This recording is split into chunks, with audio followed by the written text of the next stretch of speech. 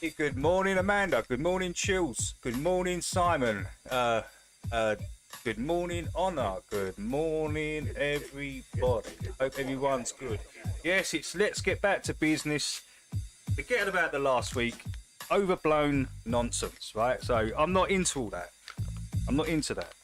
So yeah, we just crack on. As I said, I'm not. I was thinking about going on to Dell's and having, not having it out, but just putting it to bed. But that's not even worth it. There's no point to it because it's all being blown out of proportion. That's just in my opinion. It's just something. It's a nothing.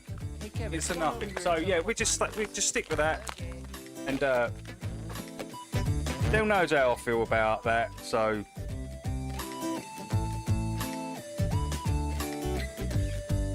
Hey, good morning, Liz. How you doing? Suits. Oh, that's Great nice. to see you guys in early, man. You're in early. Damn.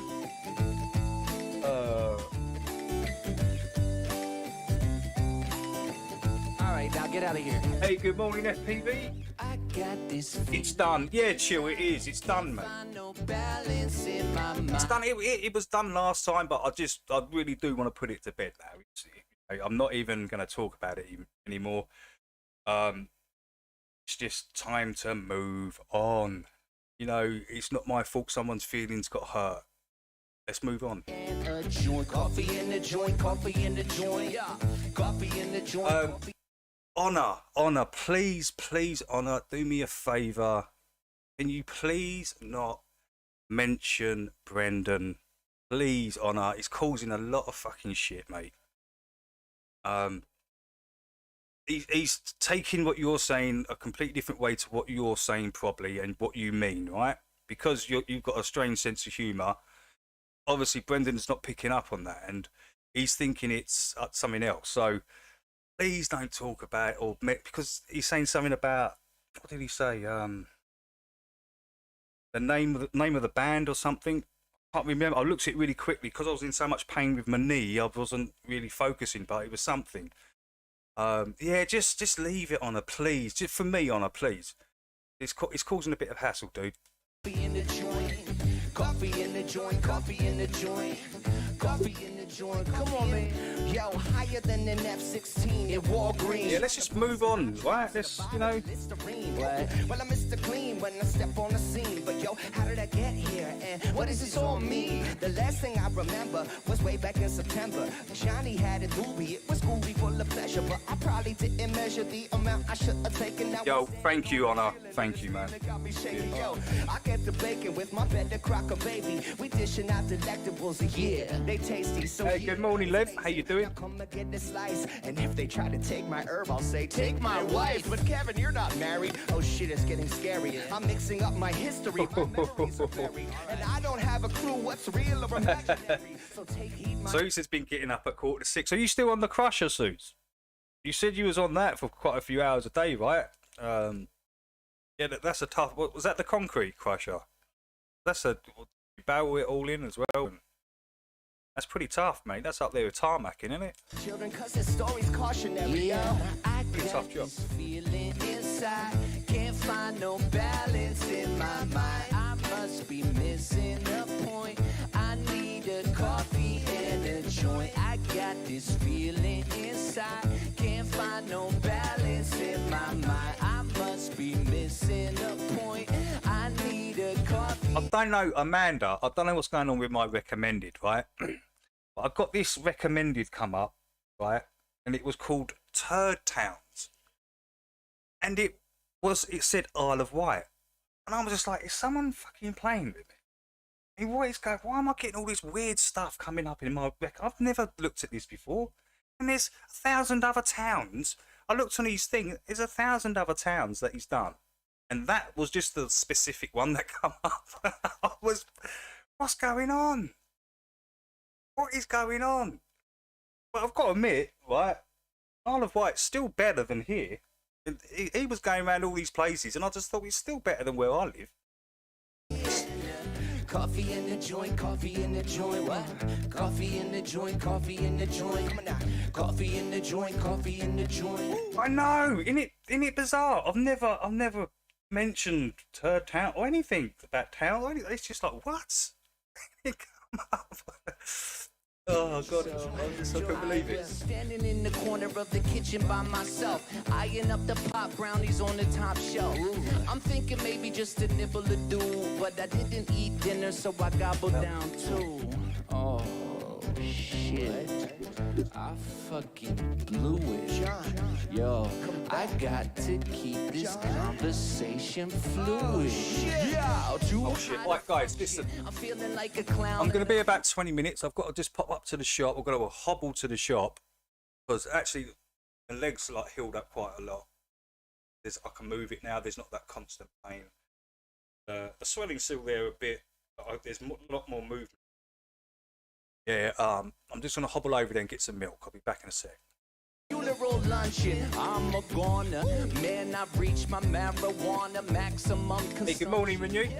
Goddamn hors d'oeuvre, threw my knife for a curve. But I could be the hero that this party deserves. So I boot and rally, sink the last cup. Turns out it was my team's cup. Fuck, I got this feeling inside.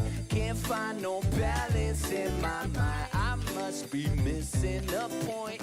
I need a coffee and a joint. I got this feeling inside. Can't find no balance in my mind. I must be missing a point. I need a coffee and a joint. Coffee in the joint, coffee in the joint. What? Coffee in the joint, coffee in the joint. All right. Coffee in the joint, coffee in the joint. Kevin, what? Coffee in the joint, coffee in the joint. Yeah. Coffee in the joint, coffee in the joint. All right. Coffee in the joint, coffee in the joint. Yeah. Coffee in the joint, coffee in the joint. Coffee in the joint. Yo, that's right.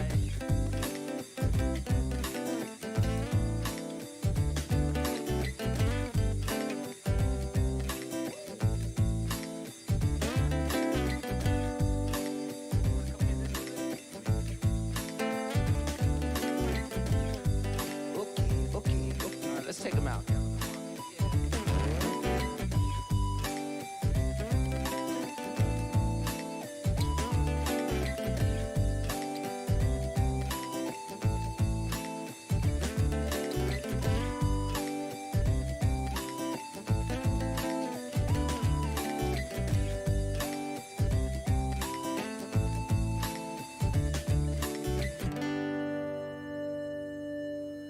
Man, I'm terrible at smoking weed.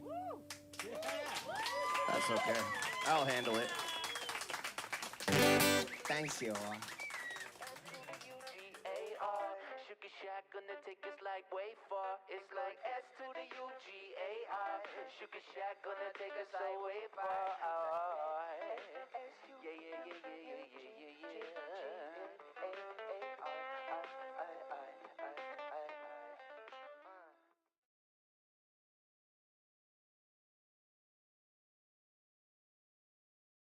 She was living in a single room with 3 other individuals. One of them was a male, and the other 2, well, the other 2 were females. God only knows what they were up to in there. And furthermore, Susan, I wouldn't be the least bit surprised to learn that all 4 of them habitually smoke marijuana cigarettes. Reefers.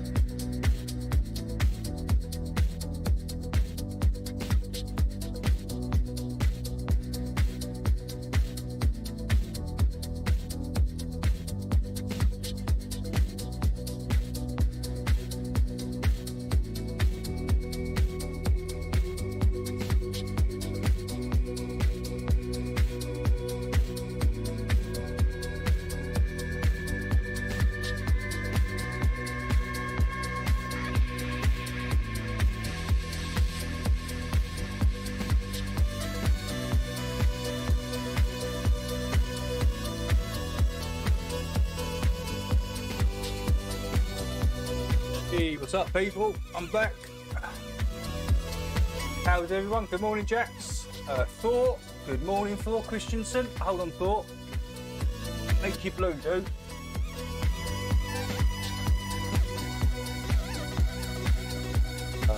Thor Christensen.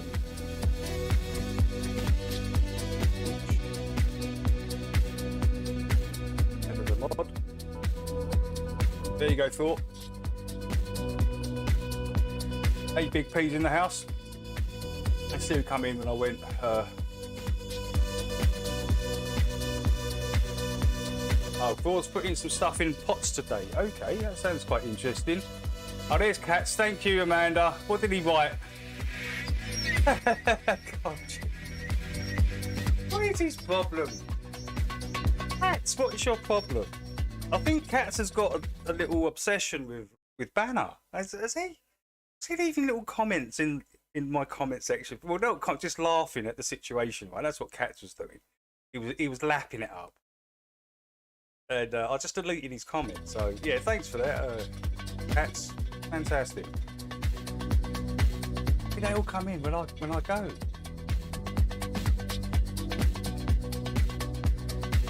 And Cats. Hey, good morning, Tanya. Good morning, Tanya. Let's welcome Tanya. I know Tanya from somewhere else. I've seen her. I'll add you as a mod, Tanya, because I think you're okay. There you go. Just go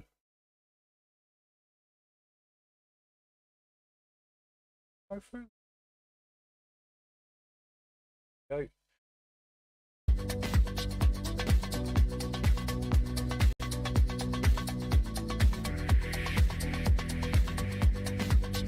Yeah. I know Tanya's a good one. I know Tanya's good.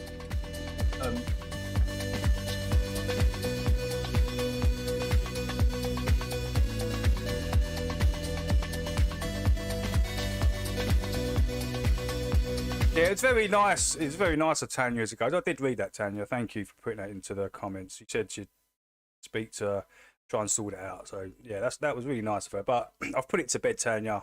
I'm not even going to mention it. So it's all good.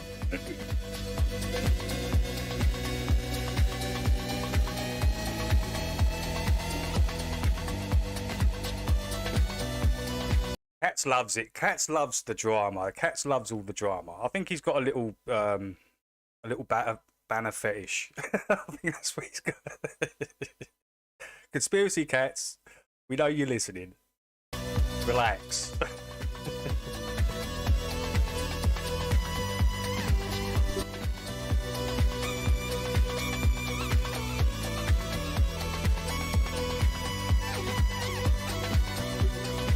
I know, no. A good job, Amanda. Good job earlier. Anyway, yeah, I've just seen that you give him a timeout. Great stuff. Great stuff.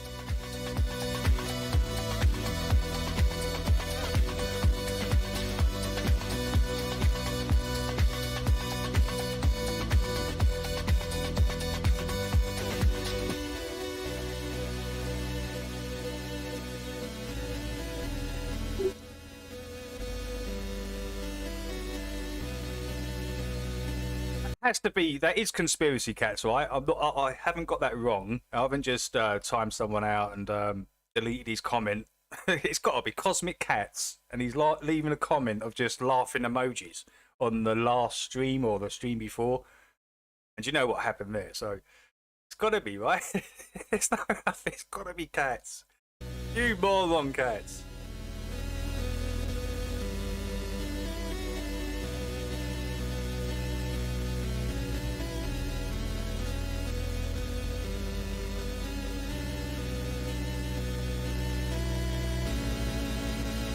Yeah, it's got to be, right, Amanda? There's no other. There's got to be it.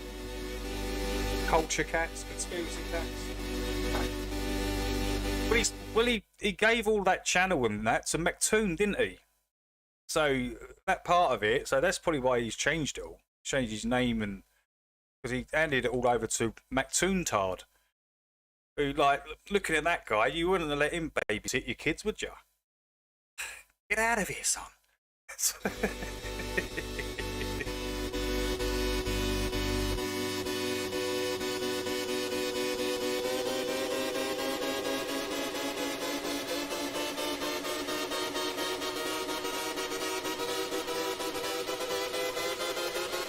He's a counter 64,000. Yeah, it's got to be him, right? It's got to be him. Let's change his name. And I still like his performance, you know. I know this dude. I know Santa here on his holiday. That's what Santa's on his holiday. Thought I'm gonna go to Berlin, go and have a little rave up in the park. There's Santa on his time off.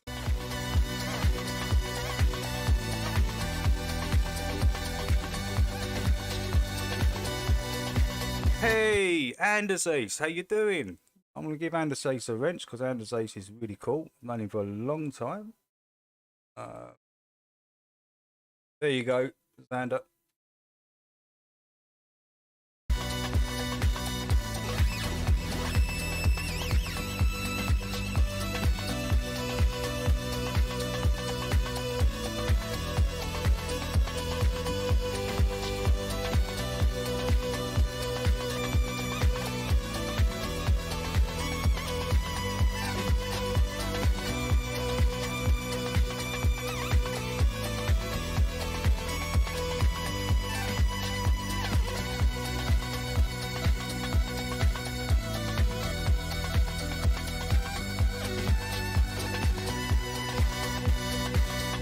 There's an over 40s thing going on in Ibiza going on. Okay.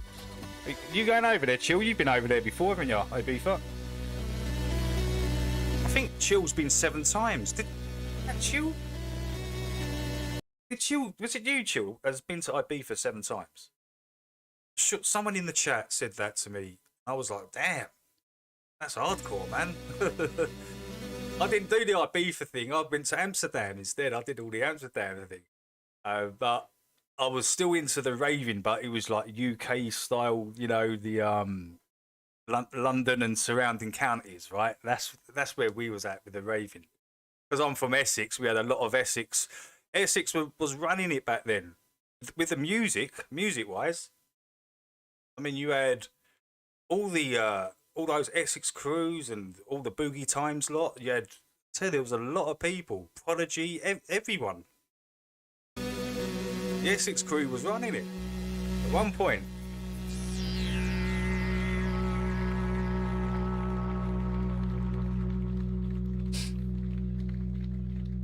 Yeah. I think.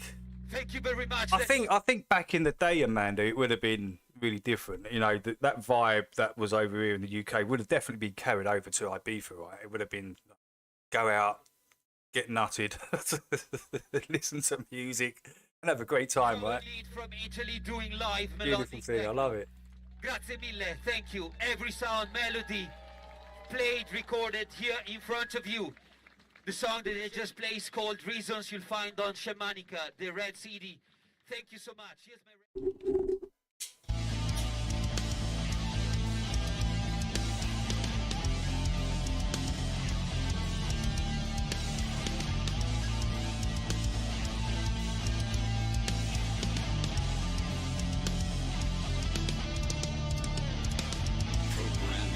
Yeah. I blame Leah Betts for the fault. Yeah. Like, Suits had a big part to do with it, right? And the Rotterdam 3, right? Suits would know about that as well. Big part of it, you know, right? Well, I still, you know, I went on to about 95. I think not in the 94, 95. Could have been in the 95 to 96. But yeah, I was done with it. By 95, I was just like, man, I can't do this. Like, doing this like 7 years. Too much.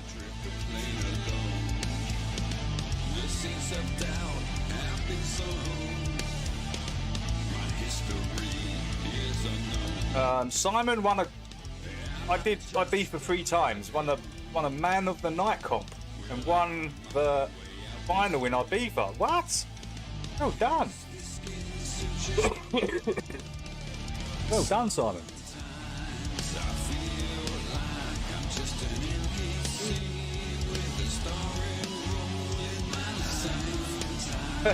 Don't ask. Next time you come on, when I open up next week, Simon, come on. I want you to explain to me what won you the final. Man of the night. Man of the night. That wouldn't be like politically correct today, would it? You'd have to be called. What would you have to be called? Neutral binary weirdo of the night. That's what you. Neutral binary, 99 genders, blue, pink hair, man, woman thing of the night. That's what it'd be today.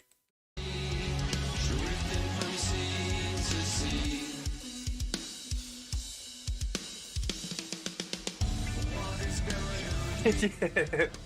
Yes, Thor's 100% correct, Simon. We need evidence of this great achievement. We need evidence of it. Some kind of video, Simon. That'd be hilarious.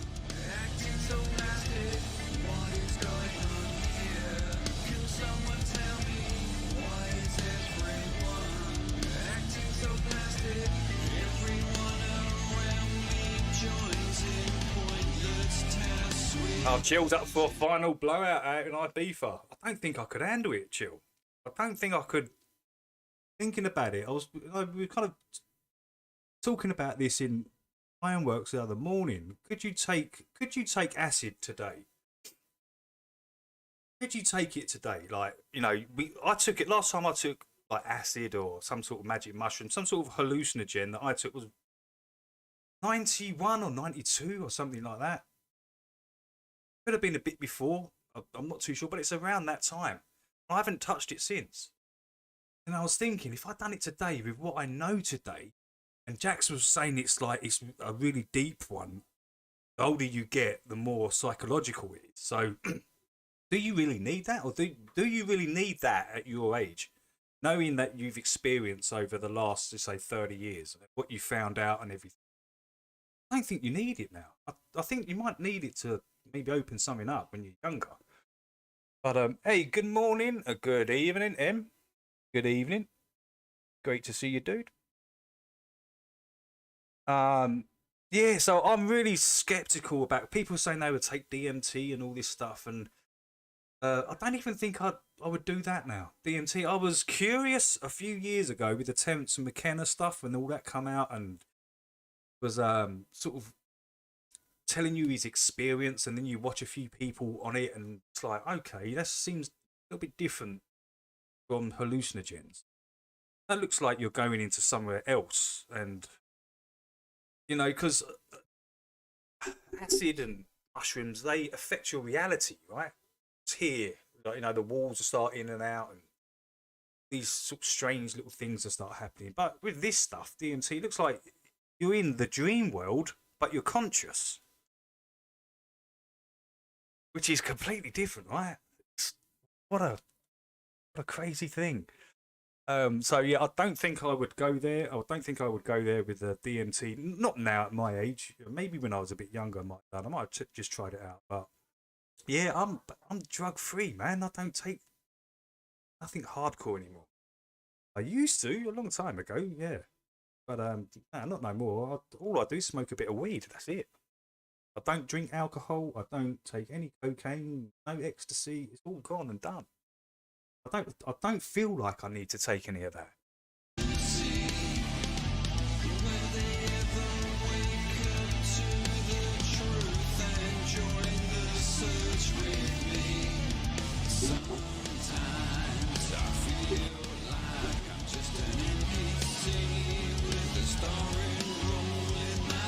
Hey, good morning, Tony D. Good morning. Great to see you, dude.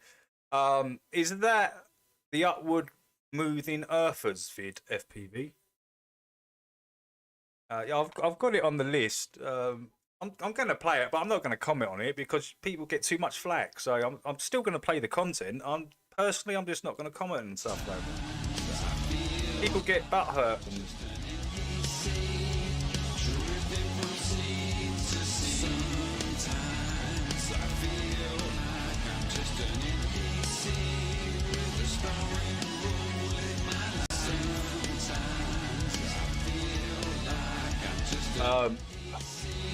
You're all boring bastards now. Nah, I'm just I just don't think on it. I've already experienced it. See, it's weird, Chill. I've already experienced it to the maximum, right? I've already experienced that to the max, and it was at its peak and at its best when I experienced it. If I did it now, it'd probably be the opposite. That's what I just feel, and I'm very like, I don't know if I should be doing that. How it affect me mentally at this stage of my life. You're kind of oblivious to it when you're younger, right?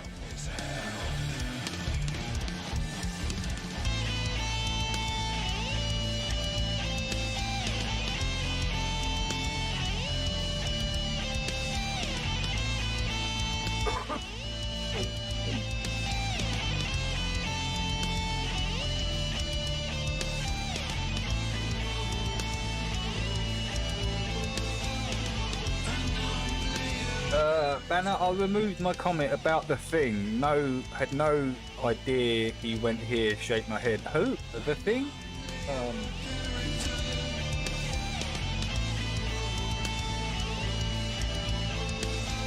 Yeah, the microdose. Yeah.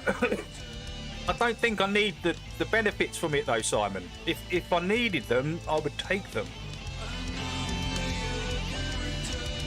I don't really have trouble with. I mean, why do you microdose, Simon? What's the reason why you microdose? For the health benefits. What are the health benefits?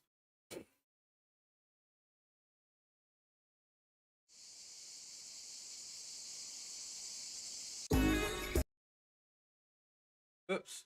Hold on. What's going on here?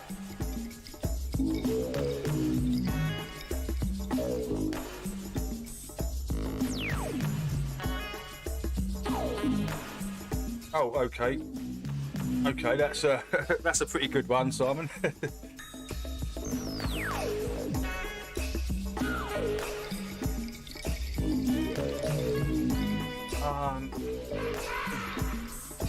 Hold on, man. Hold on. I don't understand what you're saying, Anders Ace. David, please say how long is me cannot type a lot. Please say how long it is me. How long is well, how long the show is? The show goes on till 1. I cannot type a lot. Might have to be a little bit more specific there. And as Ace, I don't I can't. How you doing, Slow?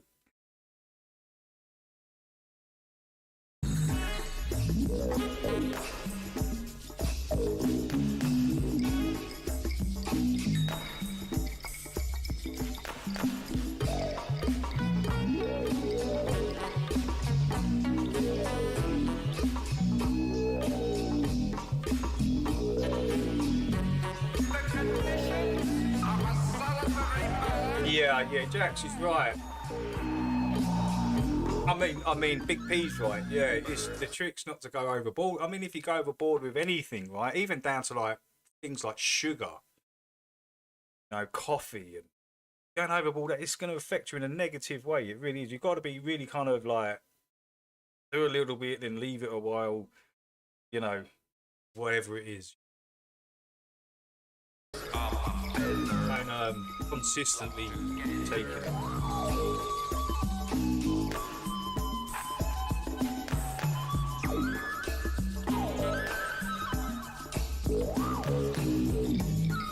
Baby birds everywhere. Slow's having a great morning.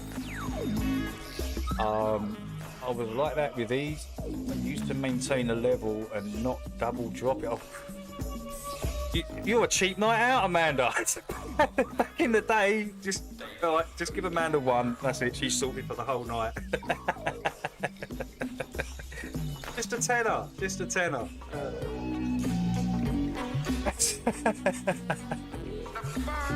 Please don't take that the wrong way, Amanda. Don't take that the wrong way.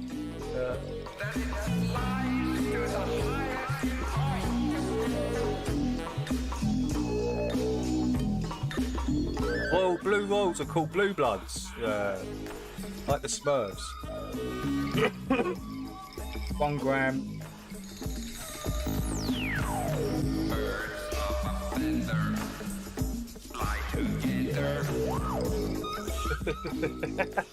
Yeah, it was water and the right. Take a half. Oh yeah, I'll go. All right.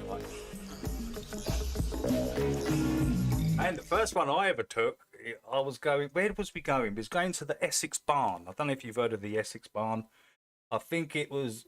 What's the other places? Essex Barn, and there was Berwick Manor. So these are the two, and yeah, the first. It was a tiny. I jumped on a coach with a couple of my mates. They were saying they were going to the Essex Barn. This is in 80 something, late 80s, 18. When it all first kind of started to hit, right, and nobody was quite sure what it was.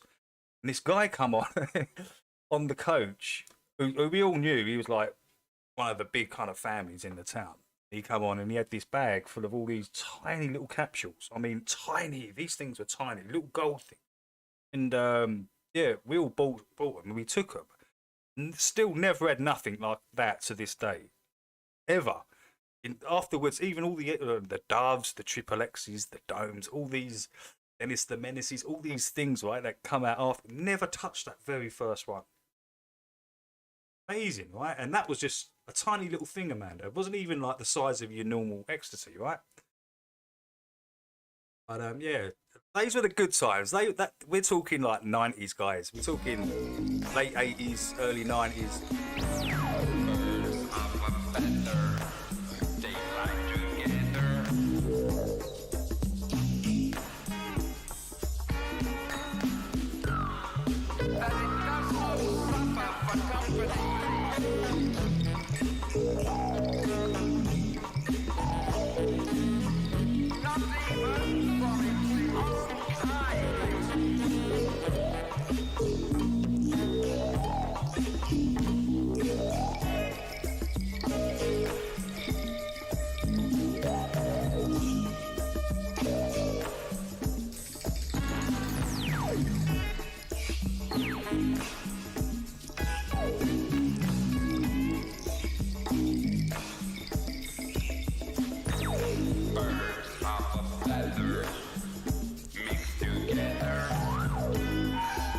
Yes, Chill, they were red and black, yeah.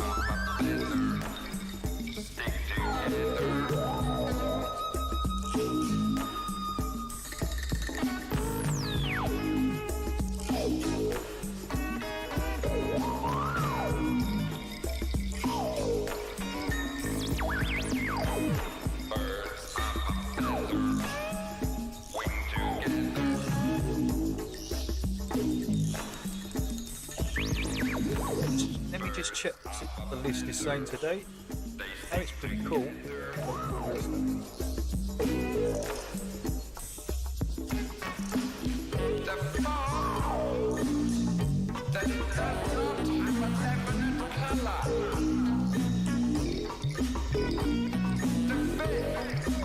Okay, yeah. We've got some villains today. The Eric's videos on the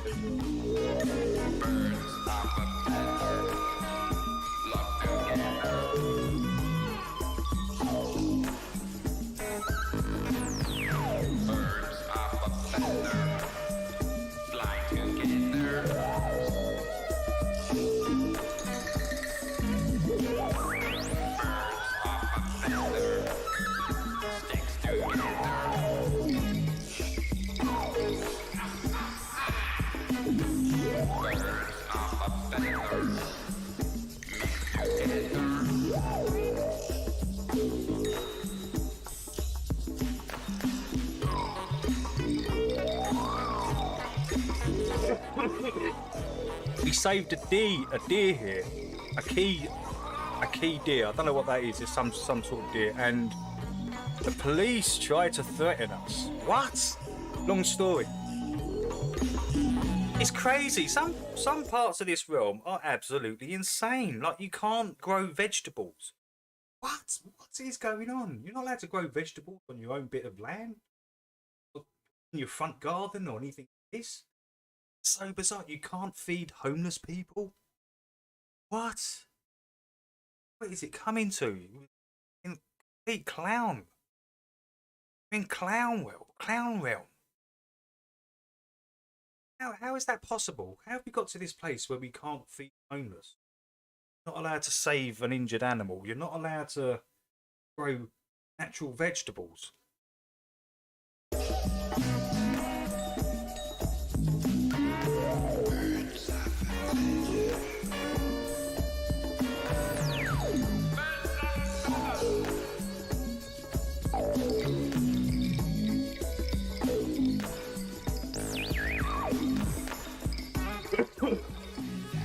Hey, Tone, did you see the little thumbs up I give you? I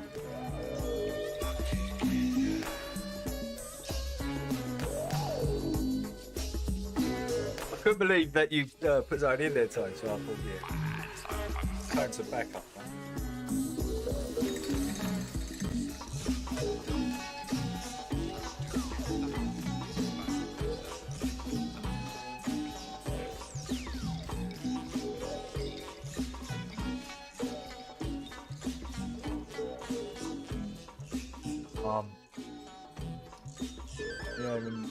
Tequila, I'm having for tequila for breakfast. The breakfast of champions, Sierra Silver, and a can of San Miguel.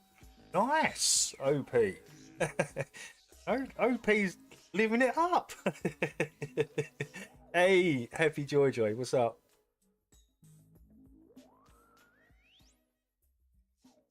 Hey, welcome back, Anders Ace.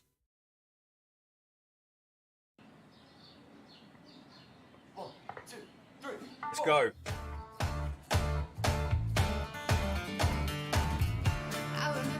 Oh, this is hilarious.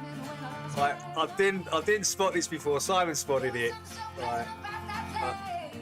Check this dude here. His foot. This leg. I didn't know, because I was asking Simon, what are these bells doing on the bloody side of this dude's bass drum thing? And I didn't see it, and right at the end you can see this dude's literally playing the bells with his foot. It cracked me up, man. I was like, what? Great thing though, great thing. I love it.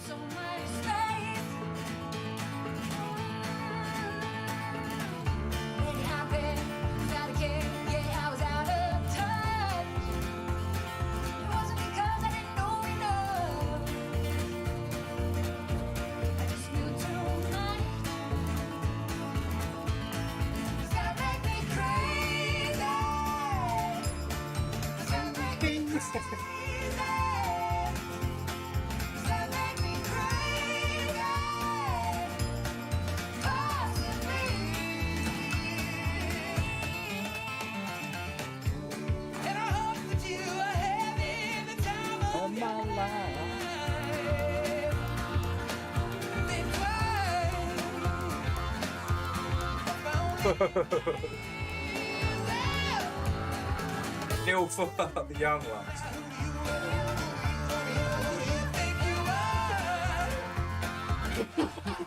Bless your soul.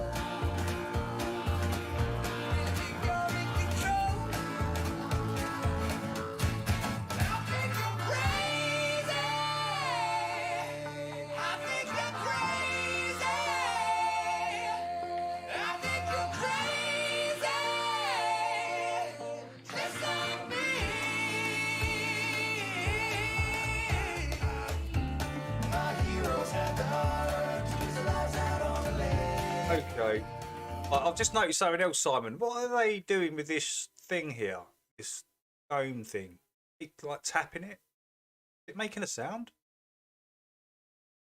Any musicians out in the chat?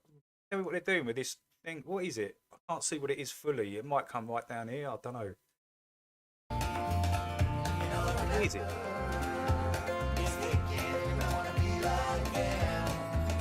the mic set up on that.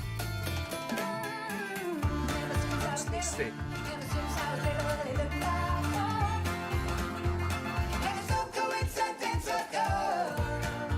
Big pieces, it's tone percussion. It's called a hang. It was invented by the Jewish guy about 25 years ago, and they call it a hang. Okay, cheers, Simon. I didn't know that. Wow. Can't even fully see it. It just like an upside down bowl. It's like a kind of like a steel drum. Okay. It's a great performance, that, isn't it? I like that performance.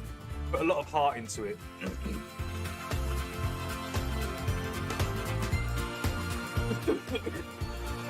Excuse me. We've got top of the hour soon, guys, so we're going on to the videos. 7 minutes.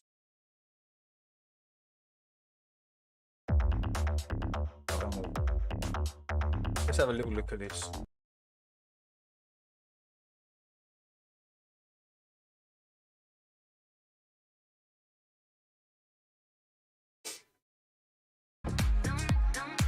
Some interesting. Is Lev still in it? Is Lev still in the chat? Lev, check out the start of this video. Some of the imagery in the start of this video is amazing. It's like a chill out mix. Ibiza summer mix 2023. But I started to play it, and I just thought this guy's. It's got to be a flat earther, right? Got to be. Look what he's shown. Some of the stuff. I mean. Looking at an ancient tree stump here. It's actually the ring. And I was quite amazed by some of the imagery, man. I was like, yeah, show the guys this. It gets better. It gets better.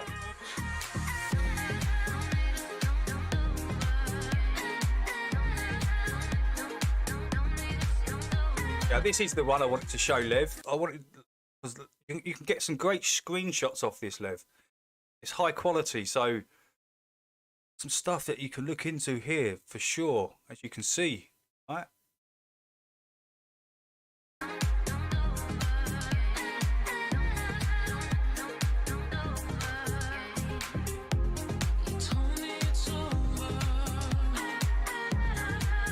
Stop, pause, and there it is, and there's another wicked shot there. Look at this place. Look at it.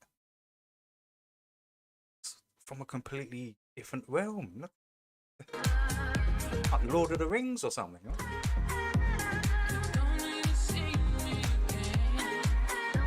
Look at these, like, see that Giant's Causeway is right. You get the same stuff. These like hexagon, vertical pillars. Just a lot of these are broken down, right? Snapped off, probably fallen into here.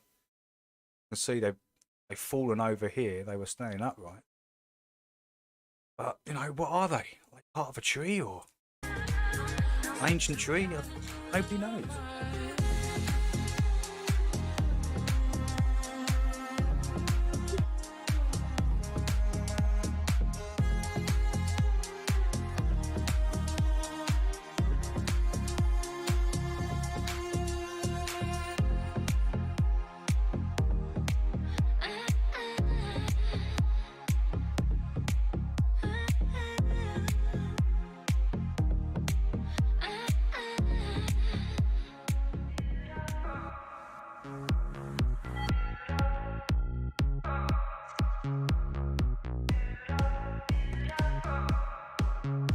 Sure, there's some other great visuals. Is this the one? Oh, most of it was in the first 5 minutes.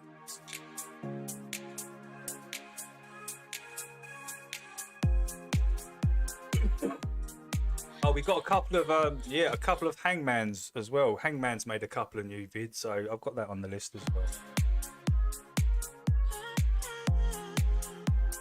Yeah, they're already on their site. I've already got them on there. You was thinking exactly what I was thinking. I mean, check that out. There you go, Simon. Work that one out for me. Lev, Where are you?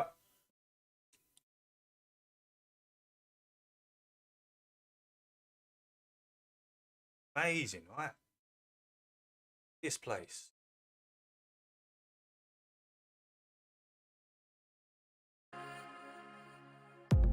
You told me it's over. You don't need to see me again.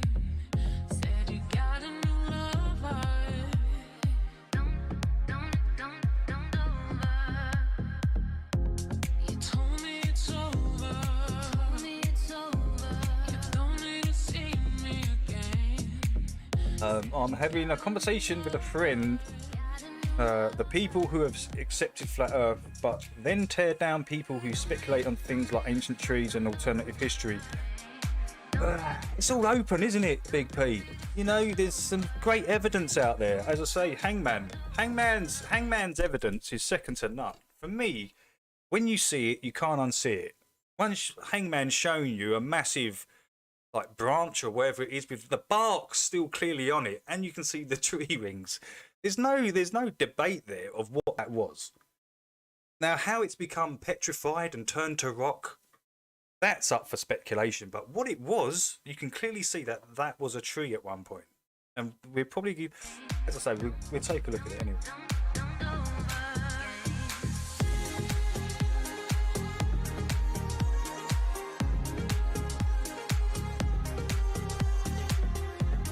So you've got this, like, again, what Lev was talking about, right? You've got this like stuff in between the two layers. It's like upward pillars. Can you see them?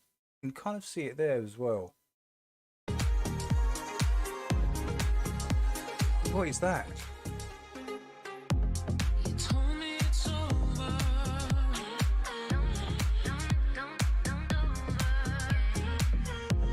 You don't need to see me again. Said you got a new lover.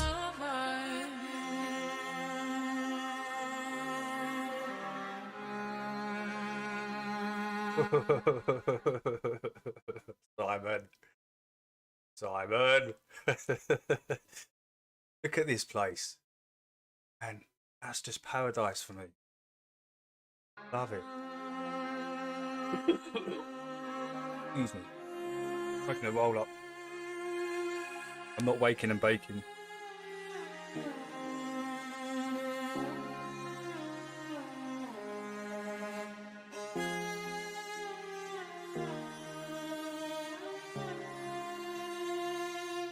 You told me it's over.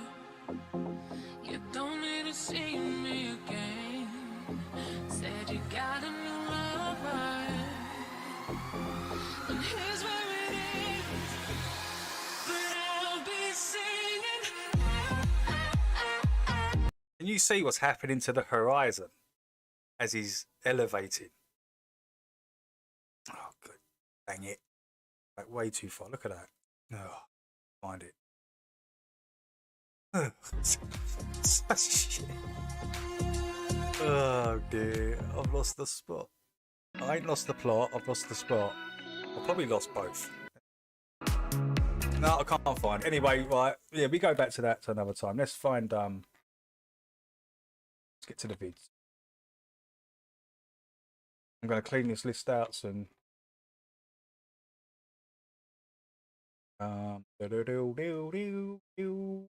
Go.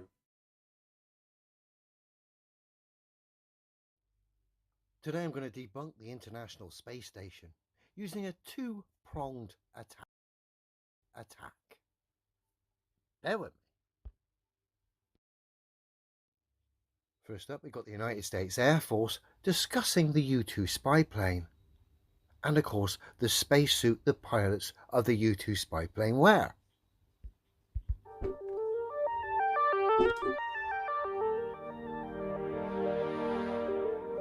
The suit by itself is roughly about $125,000. Altogether, a fully dressed pilot. Are you off, $4 million. A helmet Take care, dude. ranges about $60,000 on its own. It's a lot.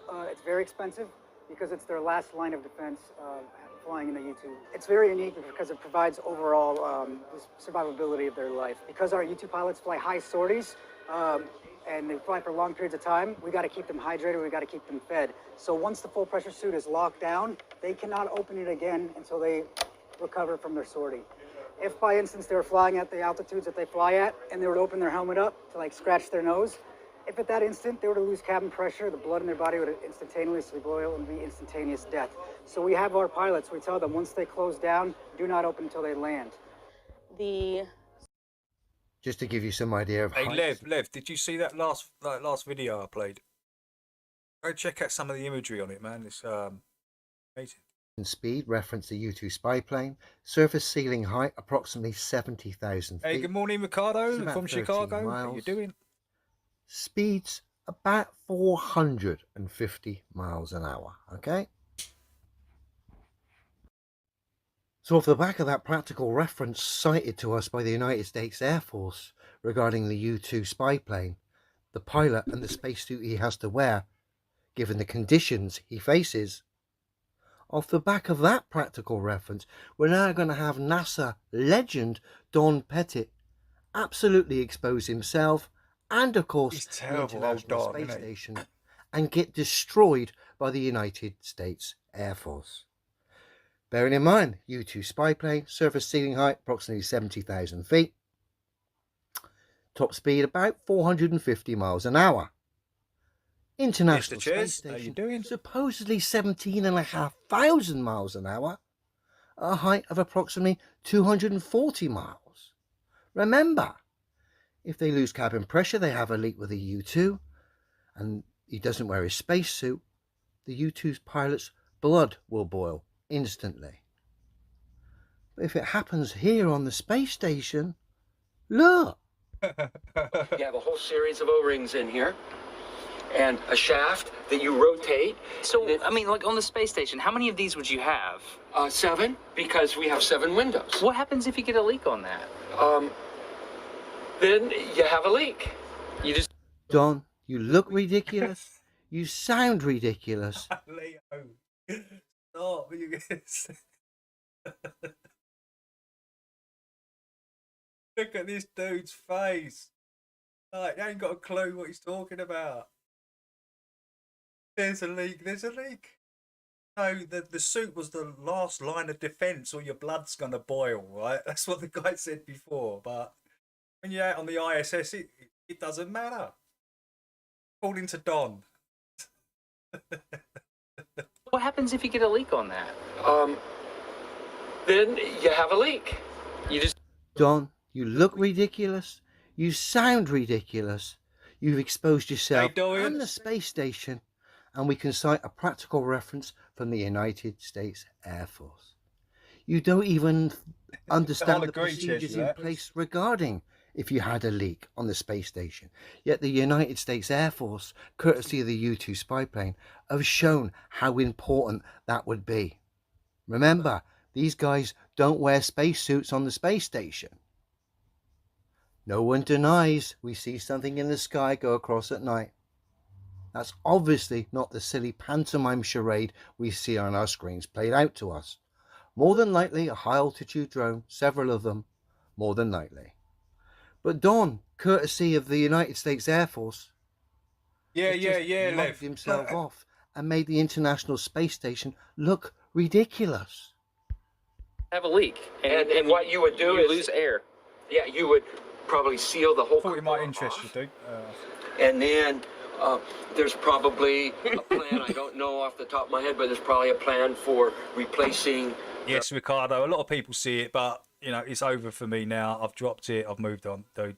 Not worth talking about it. The mechanism. I think you'd want to be aware of a plan in place that's going to save your life if you had a leak. Particularly off the back of the reference from the United States Air Force. You gotta love Don. Oh, Don. Yeah, some might require a spacewalk. So my question is, how can you... Literally destroying NASA on his own. Don is. No one has to do anything. We don't need conspiracies. We don't need... Just need Don to talk. Keep talking, Don. Just digging a massive hole. operate a lid on the outside of the space station Don't laugh at this. by manipulating something mechanical on the inside of the space station without losing air pressure. It's called real good engineering. Okay. Ridiculous, Don. Cheers, As if Don. that wasn't Thanks bad for that, enough. mate. Yeah. Look at this. How many flights a day on Earth? Roughly 100,000 flights take off and land every day all over the globe. How many air traffic controllers are there in the world? World Air Traffic Control. More than 14,000 air traffic controllers manage traffic. So let's round it off. Let's say 15,000. Air traffic controllers manage 100,000 flights a day. Okay? So we've got that as a reference. How much space junk is there? Estimates suggest that there is already more than 100 trillion untracked pieces of old satellites 100 circling trillion? the planet. What? 100 trillion of untracked pieces of old satellites supposedly circling the planet. What a bunch of nonsense. Look how ridiculous that is. That's just an absolute, complete... That's just 100 trillion? They're just pulling numbers out of their arses at NASA. Look.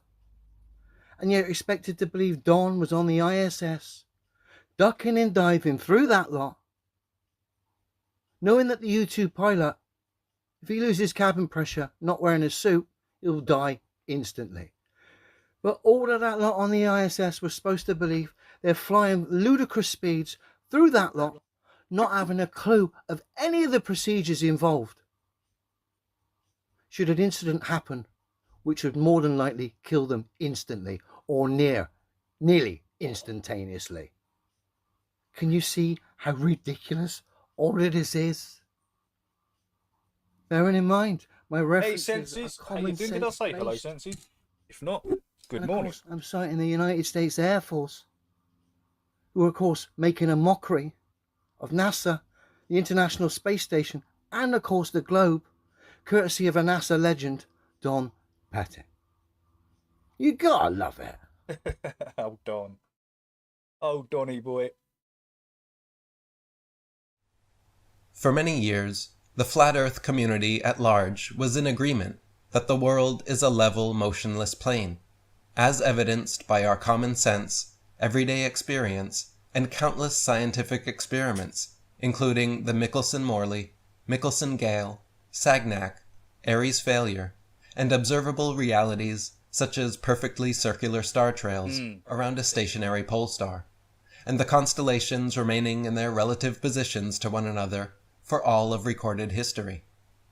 Recently, however, a few flat earthers have revived Leo Ferrari's old Flat Earth Society claim that the world is not in fact a level, motionless plane, but rather a constantly upwards rising plane. These people cite experiments such as a helium balloon moving forward in an accelerating car, or a cork inside a drop bottle of water momentarily ceasing its descent while mid-air, as proof positive that Earth cannot be a stationary plane. They claim the only possible way to explain these results is to assume Earth to be constantly rising at 9.8 meters per second, or approximately 22 miles per hour, straight upwards. There is some debate amongst them regarding whether this upward motion is a constant velocity or an acceleration, but these new upward rising earthers have all recently come into agreement that our flat Earth can no longer be stationary. Eric's so subtle with it. Me, I'm just, I'll come out and say things like vectards. Eric will come out and just say upward moving earthers. He's a lot more eloquent than I am. I'm a bit rough around the edges. So upward moving earthers, I think that's quite hilarious. These upward rising earthers begin their inquiry innocently enough by asking questions about the directional vector of dropped objects, and why dense objects fall downwards rather than upwards or sideways, upward rising To this earthers. question, I would give the answer that there is a pressure gradient formed by the amount of stacked air, water, or land over you in a column, which increases the pressure, weight, and density the farther down you go, and that defines direction, while things like helium balloons fall up, not down, proving there is no downward directional bias. Unsatisfied with this answer, upward rising earthers continue their inquiry by asking, why then does Earth have a pressure gradient stacked in this particular fashion, with the densest layer at the bottom rather than the top or sides? Now, at this point, I would say such a line of questioning is tantamount to asking, why is water wet? Or why is fire hot? It's like asking, why don't we walk upside down on the sky and look up to the ground? It's similar to asking, why don't our arms grow out of our pelvis and legs grow out of our torso? As anyone who has spent significant time with a 4-year-old knows, the question of, but why, if asked long enough, eventually leads to an infinite regress of explanations that can only be ended with the true but potentially unsatisfying metaphysical answer of, it is that way because that's how it was created to be. Rather than accept that Earth was simply created to have the particular arrangement of density layering that it does, upward rising Earthers instead claim that Earth must be a constantly upwards rising plane, and that this constant vertical motion is the only thing that can explain the directional vector.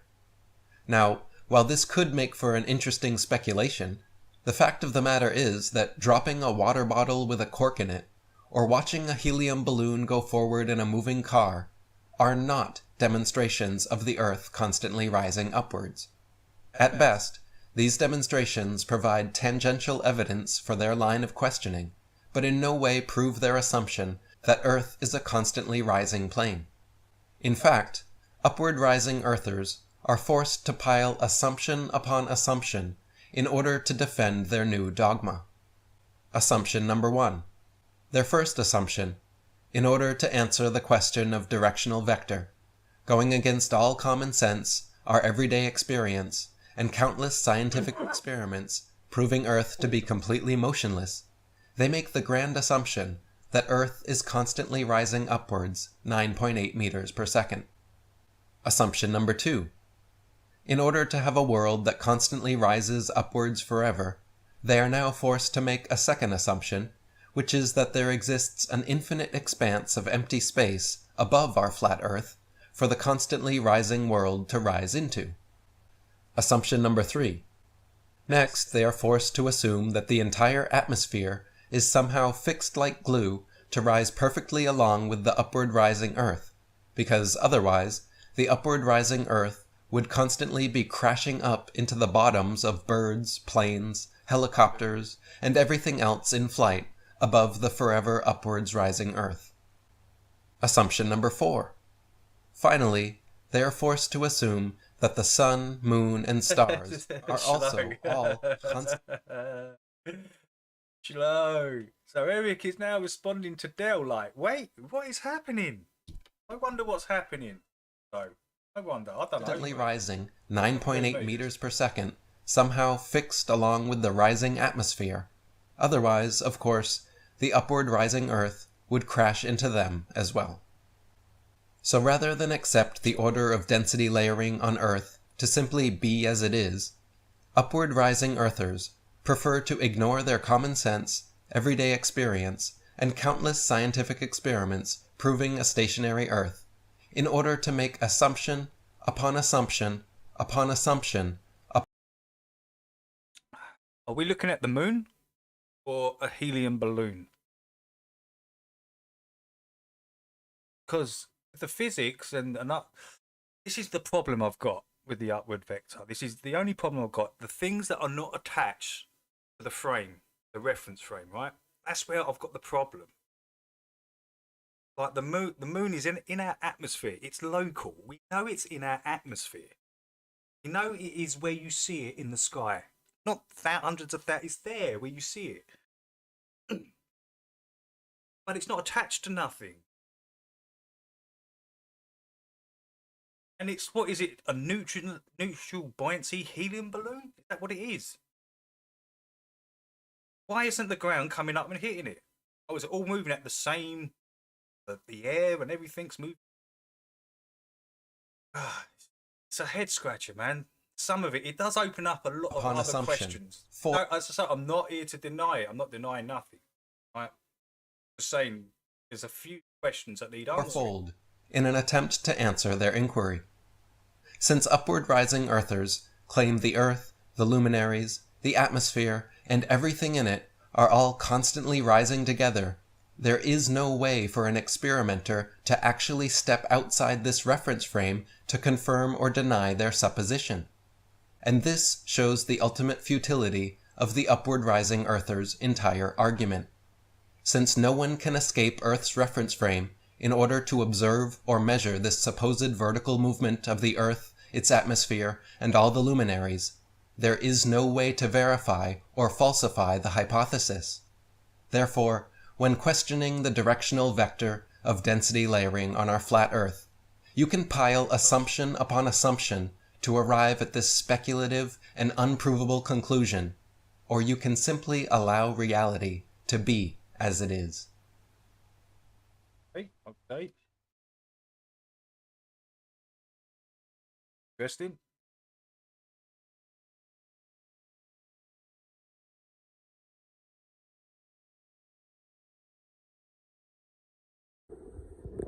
So this might be a Yeah, I'm glad, Liz. Yeah, I'm glad they touched on it. You know, I'm glad they did touch on it, and they've come. I mean, Walt said it all, right? Walt and a couple of.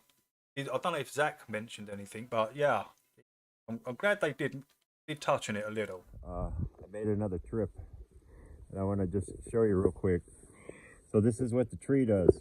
Okay, all these gaps and ledges and edges, and then it breaks down in all these little pieces like this, and you see the rings in them. Okay, so let's go right up here. So I've told you that quartz is the petrified sap. So them little pieces that I just showed you, these are just a couple, for example. They are everywhere for a 100-mile radius. Hold on, let me see if I can get a better quality. Must be a better quality. So much better. If you can see a bit more detail. Come on. Look at this stuff. Obviously it was wood. These are the little pieces, okay? You come right up here, I'm going to show you. This is just another one of them, another incredible finds where you can see the color of the wood. First I want to show you that is the sap in these biblical trees that petrified. Man, that's incredible, right? That quartz line, they call quartz. You can almost see was there a knot there or something? Some sort of knot in the wood there? You can see it, right? Do you know the sap that comes out when you injure it? This is what this is. It's just petrified sap or whatever's happened to this ancient tree. It's turned it into quartz. It's turned this into like a sandstone. But 100%, that was a tree. There's no. Look at this. This is stone.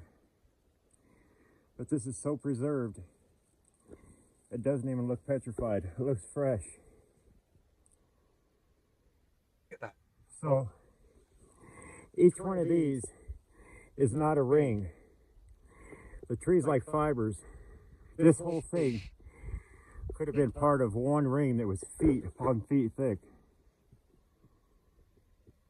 But look at this. It's incredible. And that's the sap that petrified. It's what they call quartz in today's world. So gold and quartz, they always run together unless they've been separated through hard rock mining or pieces falling down, breaking, getting into the river, into the ground. But the gold originated in the trees. It was liquid inside the trees, just like most of all the other metals and minerals on the periodic table. It came from the biblical trees, Mother plants, Shipton's shrubs, cave. bushes, and vegetation. What? It's kind of like, you know, they put truth in plain Hold on, what was this? Let me do this. Huge explosion. Huge cosmic explosion 8 billion light years away is the largest ever seen, and astronauts don't know what caused it. Well, how ridiculous is that? I'm not going to go into that. I don't want to give these cookies. Cosmic explosions 8 billion light years away. How ridiculous. Inside all the time, like you look at Avatar, how they plug into the trees. They were alive. Oh, that's what man Other did. Shipton's cave. The trees were special. There's energy. Can you put a link in, Chill? It's a common denominator, people. Look at this. This is truly incredible. And these are just all the little pieces and parts. See? If you crush up... Oh, it's ridiculous. A cedar tree today, you'll see it's the same as this, petrified. 8 billion light years, yeah. 1 light year is 5.5 trillion miles. Light travelling supposedly at 186,000 miles per second. Per second. 186,000 miles per second. That's what they say. It's nonsense. It's identical. Stupidity. This is the sap. Let's see what's on the other side.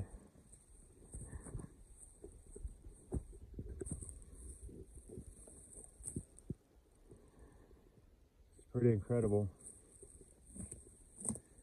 Look at that. You can't tell. Look. Them little pieces I just showed you. And all these little 100%. pieces everywhere. 100% wood. You see, the trees were enormous. Cedar. It always got the, like here, the twists and turns. I think that's a real tree. That's the an way the actual. cedar does. How it twists and turns up. This here was curving. And this whole piece right here would be like a grain of sand in the entire ocean. That's how insignificant and small this is from the tree that it came from.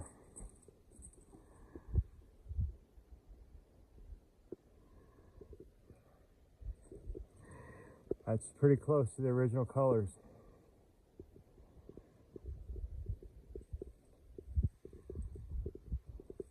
All right, just wanted to show you this because it is incredible. No, Ricardo, don't be silly. Dorian's not a hater. Dorian's been around for time, man. Speed of thought is way quicker, yeah. But every now and then I'm travelling at the speed of thought. You can travel at the speed of light. Go on.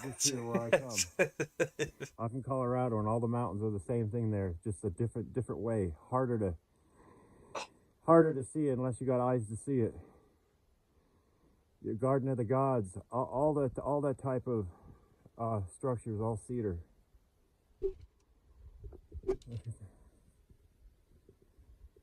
This doesn't even look petrified. Amazing, man. Gold in there? And there's your quartz, which is sap. Gold in there. And the gold runs in this.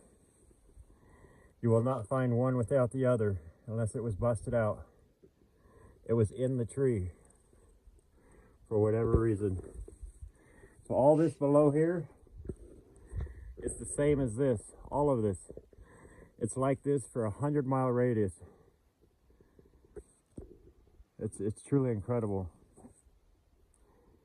All right, I'm going to leave this at that.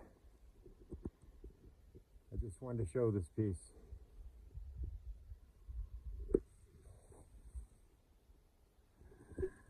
Okay. Dark grain of the wood in there. That's those blues. Crystalline blues in there. Look at that there.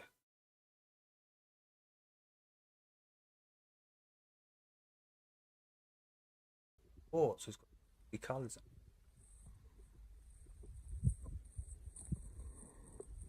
Here's your petrified sap, and the gold runs in it.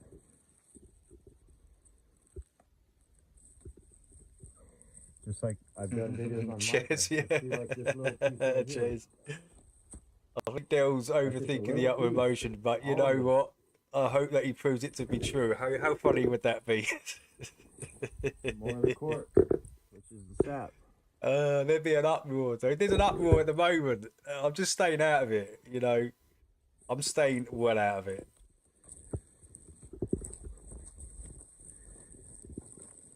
And everywhere around with the petrified cedar remains here are are old cedars from after that age. You see how they always have the flat edges and the random ledges. Just look at that. See, can't you? That was a piece of wood at some time. See, it all was. So obvious. Like here. Some of this stuff doesn't even look petrified, right? I'm not talking about this here. I'm talking about this. This doesn't even And the random look like it's ledges, wood. these little pieces. It's like fibers. See that? Look at that. Come on. Can't tell me that wasn't wood at one time. Look at it. This looks like it's just a tiny piece of a branch or something. So these things are enormous. Take a good look at the way it breaks down flat. Okay, go down here one more time, and I'll show you once again just how large, massive these, just the branches alone. So these are all just this little piece right here would be one of them. How small and insignificant it is, and that's from a branch. And then you got all these gaps. Showing you. I'll put a couple pictures. Actually showing you the way it breaks these down. gaps are It's so the same large. as up there. Same thing. 10 feet, 5 feet, 20 feet, you could walk through them. They're massive. And we're like walking on the top of the branches that are piled up and piled up. All right, I'm going to end it here.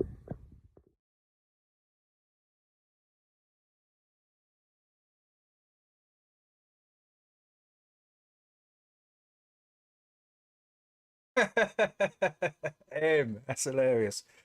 The earth ain't rising, the bullshit is. That's a good one.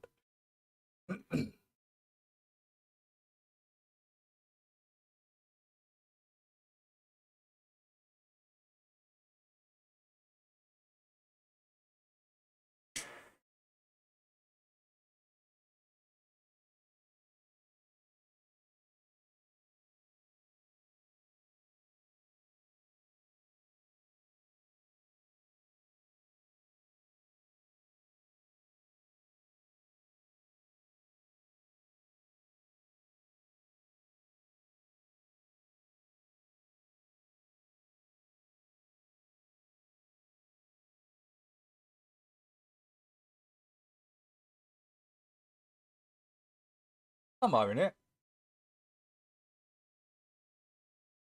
In summer, if you got. Good morning, Baron. Making sure.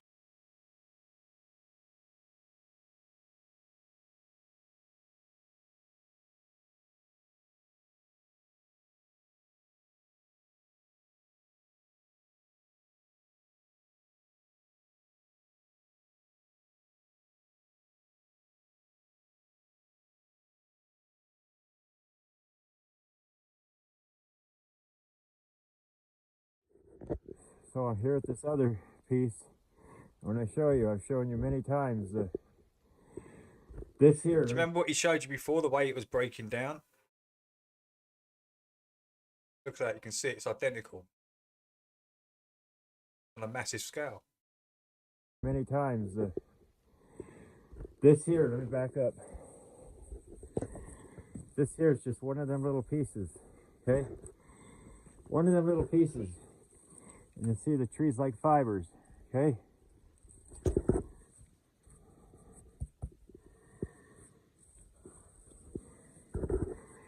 Some of it stays preserved due to the location and the moisture and weather that it gets. And you see the sap that petrified. This here is pretty preserved. Most everything looks like that.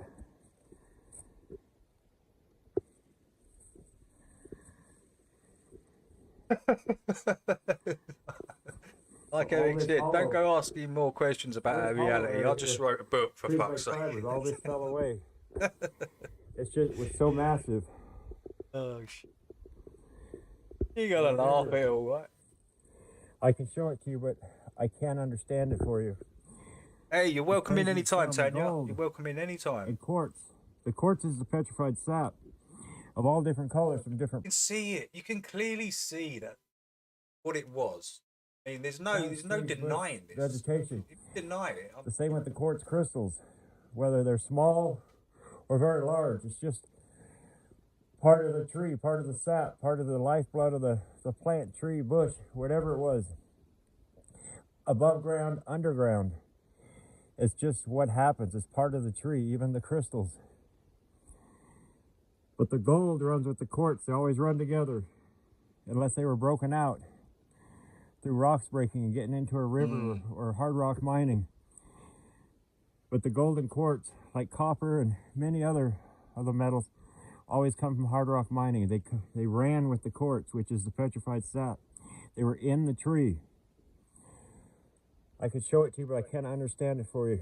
Whatever purpose it was in God's original creation, you know, it's just kind of like Avatar. They always put truth in plain sight. You know, they plug into the trees. They're alive through the energy. But I'm not saying that we plugged into the trees, but it's something similar to that. There was a connection, probably, with the trees.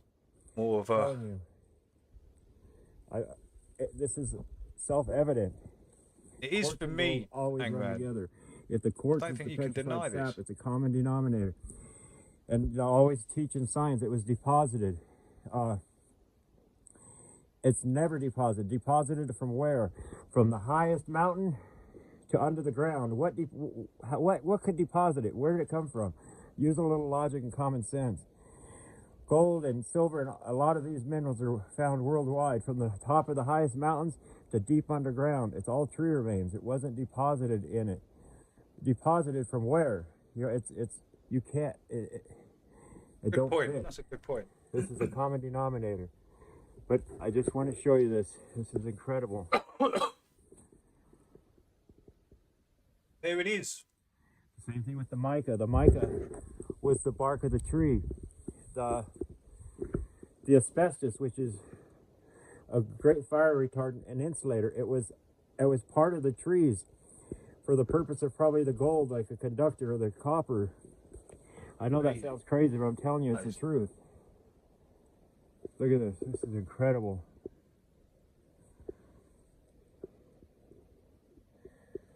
All right, I'm going to end this one here.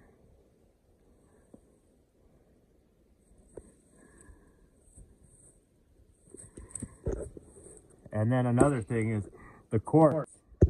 They use it in computers, in microchips, everything. It retains memory. So that's another thing. The sap retains memory, the quartz.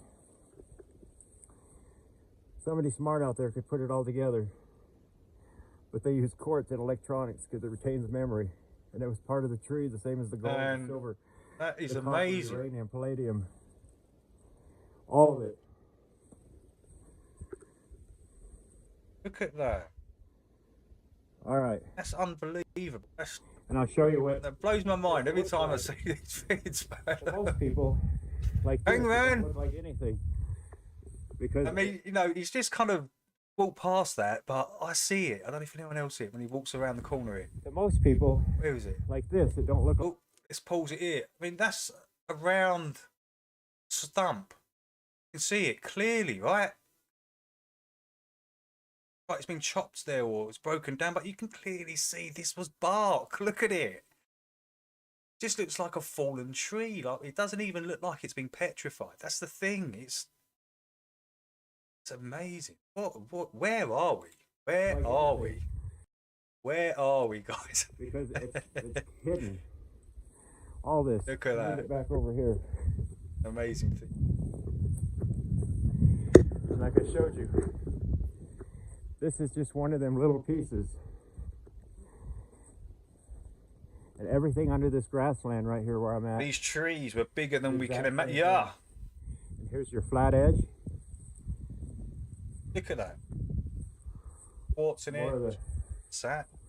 The quartz and the petrified sap.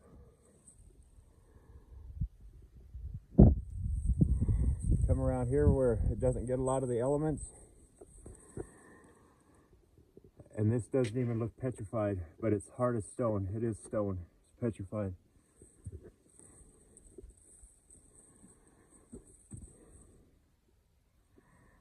All right, people. Raining it.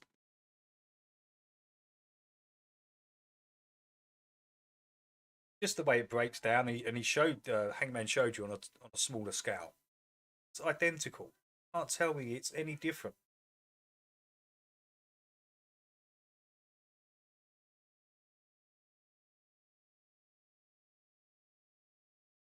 I mean, if it breaks down in blocks, this stuff, you can kind of see where it would break the blocks. Yeah, they're kind of cracked there, goes across there, back up. So that you can say that's a block. That's a block. I mean, it'd be quite easy to cut these out, start stacking the blocks to make things like pyramids. And I don't know. I'm just putting some thoughts out there. Do you even need these things like they're saying geopolymers, and you just be able to just, you know, just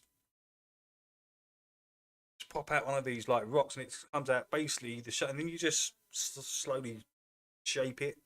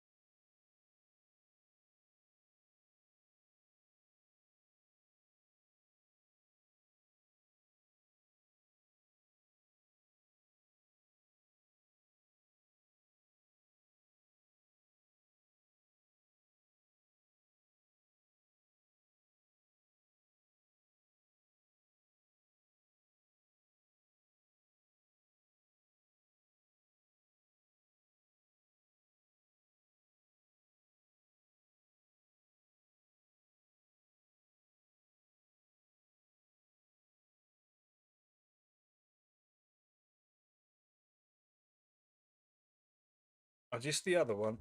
So just a quick video on the branch. This is a better example where this is going into the ground and where a branch came off of the main tree of biblical proportions, literally. And this is going into the ground. You see the swoops? This one's going into the ground. You can't see it. And then when you look up underneath, these are all the radiuses that you're seeing that are so thick.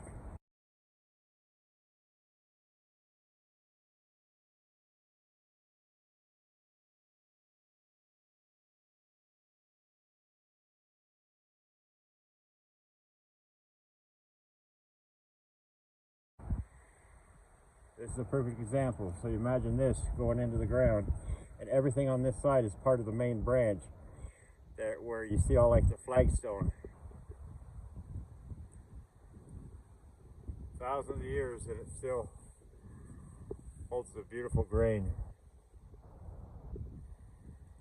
So once again, this was about the branch that came through.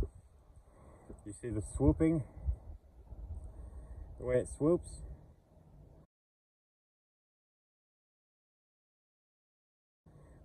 On the piece on the side of the road, a lot of this is missing and is broken away. And you look up under it and you see all the radius. A lot of it's fallen away and missing. This part's going in the ground. Okay? It's the perfect example. And then the branch that was hundreds of feet in diameter that this twig came off of, they cut it out for the road. And all the pieces and parts of the ring that you see is the flagstone that people put in their yard. It's just part of trees. Okay?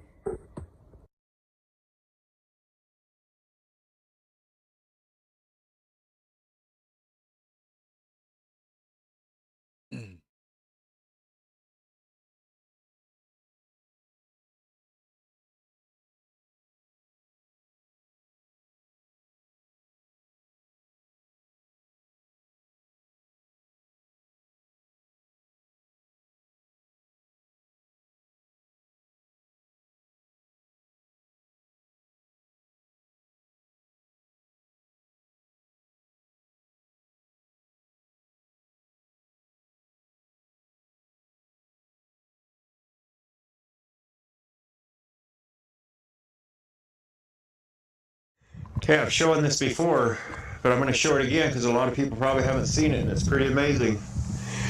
You'll see the same thing up at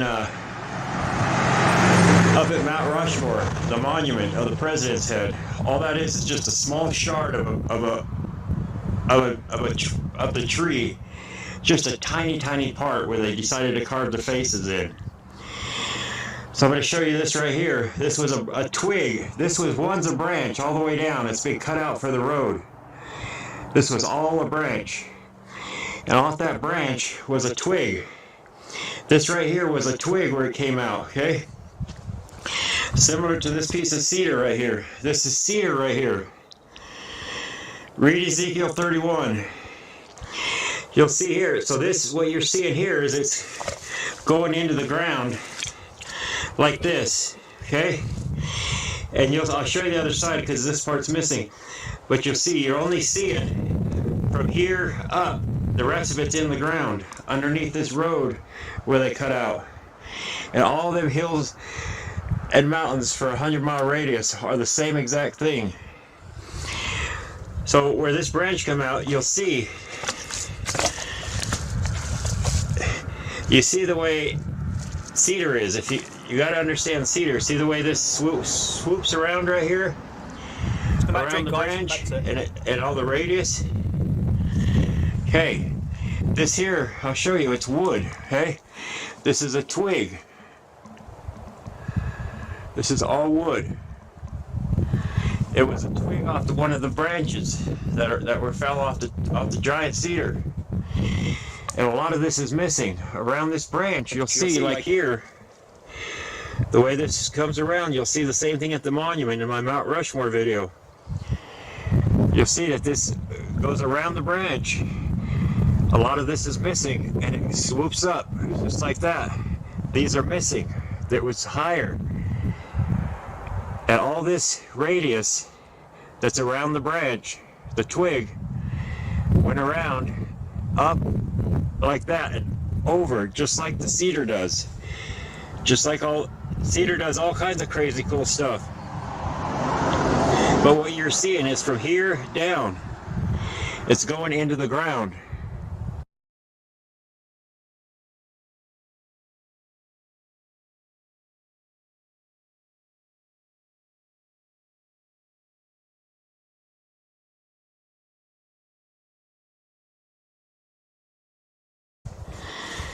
This all went like this, around and up, just like the cedar does. Let me stand back and show you. This was where a twig came out of this branch. It's going down under the road. It went around and it went back up. All this is falling away, all this is falling away. So what you're seeing here is this twig off of this branch. It's been cut out, and a thin layer of vegetation, like I always say, hides everything up above. You see that thin layer of vegetation? Everything underneath is all the biblical trees, tree remains. See the way this swoops around and up, all of it. Cedar does amazing stuff. That's all you're seeing here. Went around and up. And I'll show you that this is all wood. It's petrified.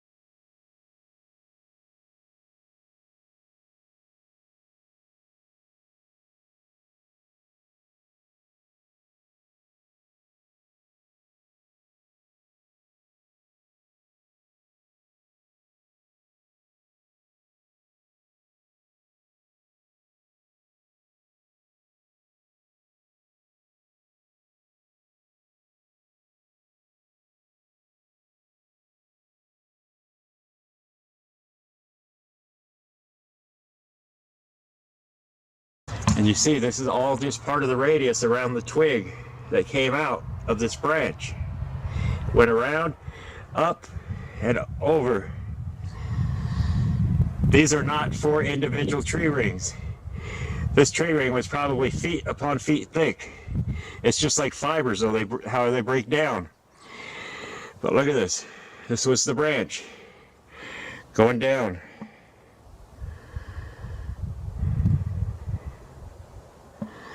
See the radius around it.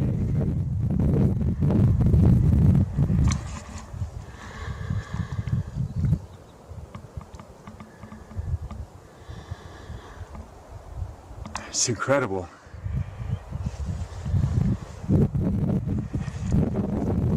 And here's the quartz, the petrified sap. This is, they use it today in Microsoft and technology. Quartz retains memory. Quartz crystal. It's all part of the tree, all of it.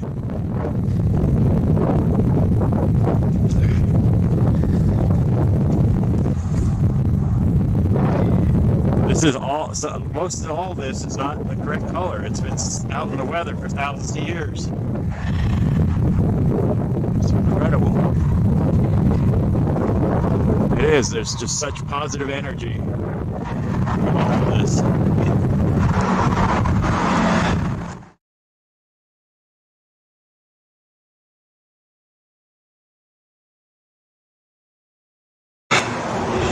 See all the radius around this branch, and it's so cool because it went up and around just like the cedar does today. This is so crazy.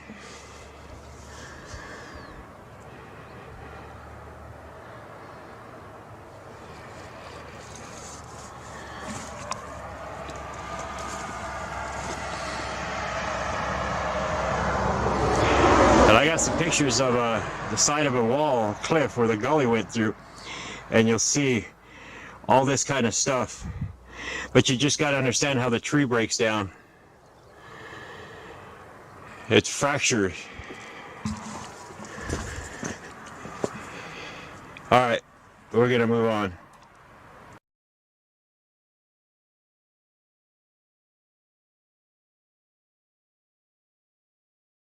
Stuff, Hank.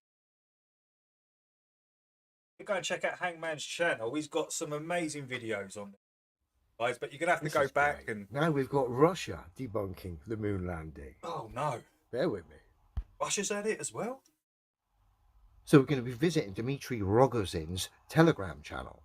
Dmitry, in case you don't know, is the former head of Roscosmos, which is basically Russia's equivalent of NASA, in which he was the Director General from May 2018 to July 2022.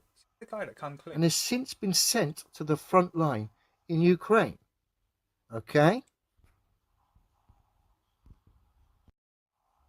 So I'm over at Dmitry's Telegram channel, where he's on the front line in Ukraine, and he's reflecting on the past where he worked for Roscosmos, which essentially is Russia's equivalent of NASA.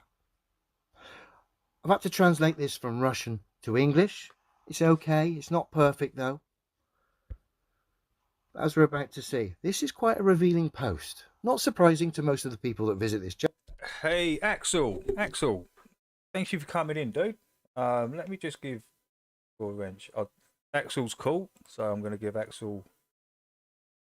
So I'm not just modding anybody. What people seem to think out there, I just mod anyone. I don't just mod anyone. You know, some people got a kind of. But Axel, I know Axel from another channel, so Axel's cool. There you go, Axel. Channel. But Dmitry goes on to say, about 10 years ago, when I worked for the government, I sent an official request to Roscosmos to provide me with documentary evidence of American stay on the moon, at the time by the federal agency. I was painfully embarrassed by the fact the Soviet cosmonauts returning from multi-day expeditions barely kept their feet and underwent long recovery after such flights, and the Americans got out of their lunar ships like cucumbers out of the bed. Do you know what I got in return? the book Conquest of the Moon by astronauts, with a comment by cosmonaut Leonov that they were really there because they told him about it themselves. Having moved to work with Roscosmos State Corporation in 2018, I continued to search for this evidence, but I found nothing there, except angry accusations of some of our fans to go to America at someone else's expense of academics, that I was undermining holy cooperation with NASA. Hey, Brendan, if you're in the chat, hello. I can't see you in there, dude. Hope you're good. I also received one angry call from a high-ranking official accusing that I am aggravating the international situation with my doubts. Yes, I did not undermine or aggravate anything, but only because my nature I tried to get the details and establish, at least for myself, the true state of affairs in the study of the moon by our competitors. It was not clear to me how the United States, at the level of technology development of the 60s of the last century, did what they still can't do now. Can that AI be sentient? Can it become self-aware? This is the huge question, right? People talking about all this chat GPT. Is it making its own decisions? Or is it the information where it's pulling it from, which is the internet, right? It's pulling all the information. It's already out there on the internet. So if the information changes on the internet, would that make the person that's using think that GPT is changing its mind when it actually really isn't? Personally, I don't think AI can become aware. That's just my opinion, because it's always running a program, right? It's a difficult one. I don't think it can. Maybe I could be proved wrong. Or I got evidence of their people's stay in our establishment, which is also so its whole information set is the internet, right? That's where it's drawing all the information from. It's not actually coming up with its ideas. It sends you links and tells you to go here and look at this, and you come back with something else. It'll tell you to go and look at this bit of information, but all on the internet. an important conclusion. It's a bit like it's a bit like an updated version of Google, isn't it? Ask Google or something. I don't know. So Dimitri, personally, I'm going to stay away from it, the chat GPT and all this AI stuff. I don't trust it. I don't trust none of it. So I'm going to stay away from that. I'm going to just bring this back a bit, because I've rudely that they were interrupted Leo. So because they told him about it themselves. Having moved to work with Roscosmos State Corporation in 2018, I continued to search for this evidence, but I found nothing there, except angry accusations of some of our Schlo saying he fans. doesn't need the internet. Schlo saying this thing doesn't need the internet. It's my personal AI. Okay.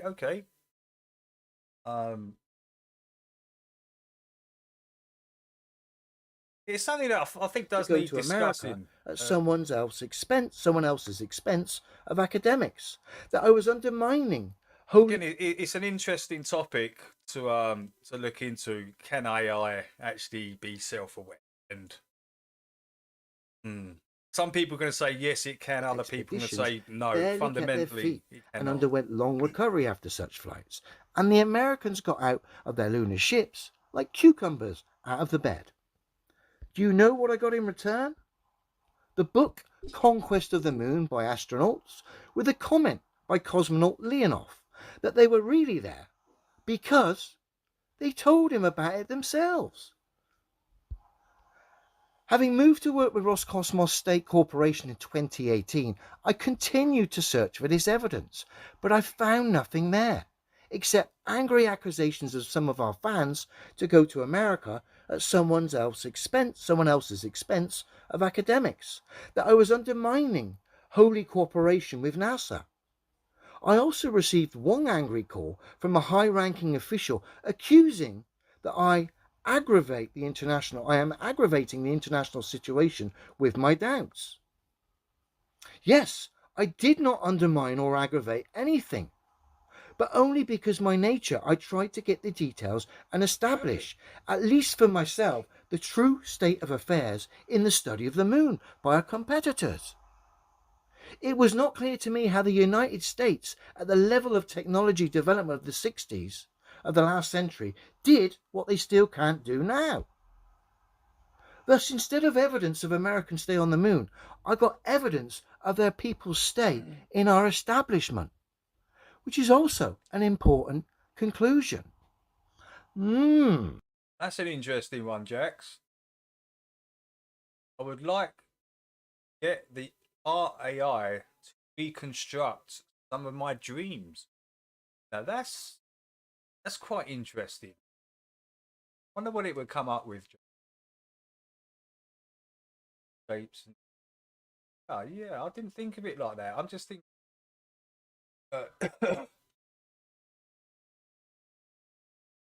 Yeah, that's a whole topic of discussion on its own, right? AI and self-awareness.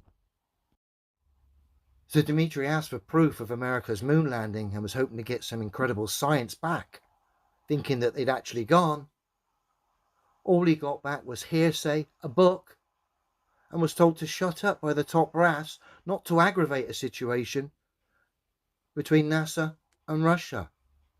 And shortly after that, Dmitri found himself on the front line in Ukraine, having been removed from his position in charge of the Russian Space Agency.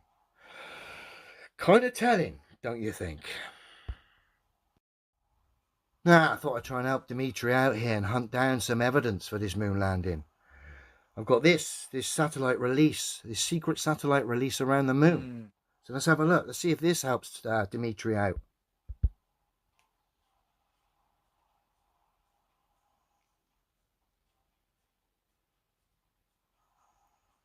Oh dear. What's that? Oh dear. What? Now that's official NASA footage. That makes Thunderbirds look high quality space. That's terrible. That is awful. Sorry, Dmitri, couldn't help you out with this historic footage of a satellite being released by the moon landing crew. Couldn't help you. Just look like a model and a dart ring fella. I'll keep looking though, mate. Let's see if moon landing legend Buzz Aldrin can help Dmitri out. Buzz? What was the scariest moment of the journey? Scariest? It didn't happen. It could have been scary. Circuit breaker. Cheers, Buzz. Thank you. Thank you for being honest. At least one of them is. What did I read some?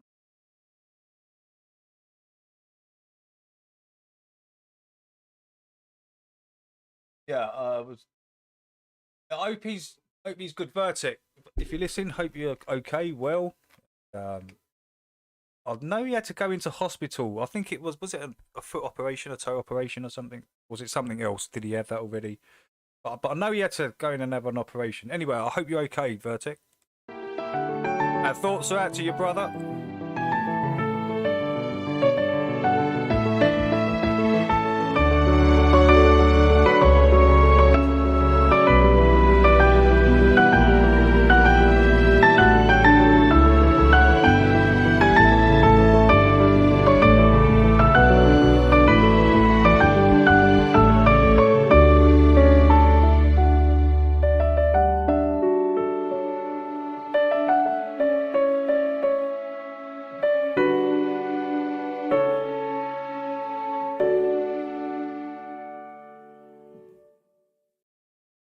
If we live on a ball with a surface that is mostly water,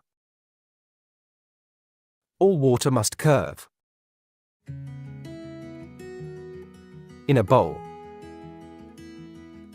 a bath,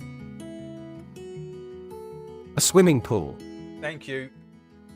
Now people are beginning to get it, yeah? As I said, like way back when I made this, everyone knows what I'm going to show. It's the same thing, right? Can you see that, guys? Yeah, on the screen. So it's the same thing, right? The guy's describing now. And he's going to go up and go up. So yeah, people are starting to pick onto that. Good thing. Was I? Messed up the flow, Banner. You messed up the flow. Right, let's go. Take it back.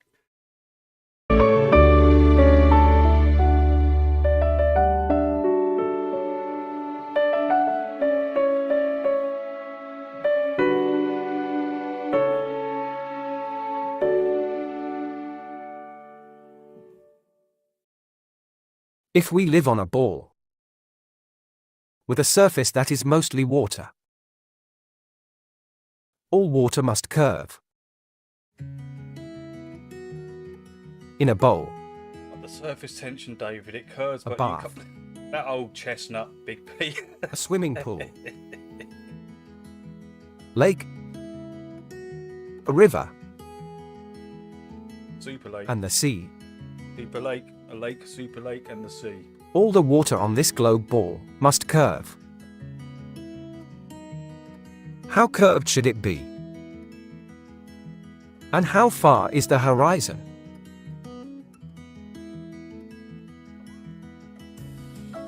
What is this? What is this? Oh, it's called Black Swan Beyond Emma the is looking Horizon. for the beach on the Flat other Earth. side of the Oh, horizon. we'll watch it. We'll watch it. Her location is I here. think this is made for like newbies and stuff like that. But yeah, we'll take a look. The beach is 8 miles or 12.9 kilometers away, allowing for Emma's eye height above the water, 1.5 meters, 5 feet. The geometric horizon will be 2.72 miles away or 4.37 kilometers. The beach is hidden by the horizon by 5.67 meters, over 18 feet at this distance. Better chill.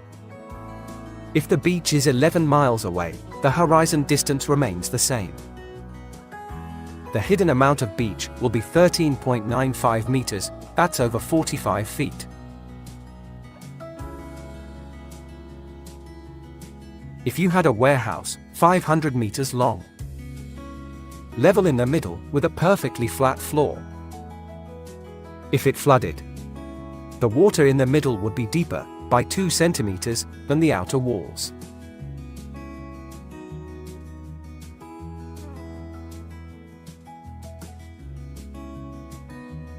If we live on a ball that is mostly You know water. what, Simon? That's a great point, and that's where I like to be, Simon.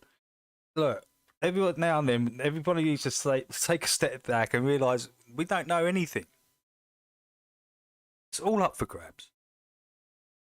There's only a few things that are factual, right, which are tangibles in front of you, and that's the physical properties of water and how it acts and how it doesn't react, what it can and cannot do. Right? That's in our reality. We can test this substance. But other than that, it needs to be contained. So after that, it's all kind of in your mind. I like to know. I like to know not knowing. I love it. I love it all being up in the air and trying to work it all out. It's a great fit feeling, and it's really good for your mind. You don't want to be stagnant, do you? And just be open. Be open to these things. Water. Curved water should be very easy to find. One man made it his mission to look for it. Dr. John D. Hey John, what's up, blood? In the house? Great to see you, dude.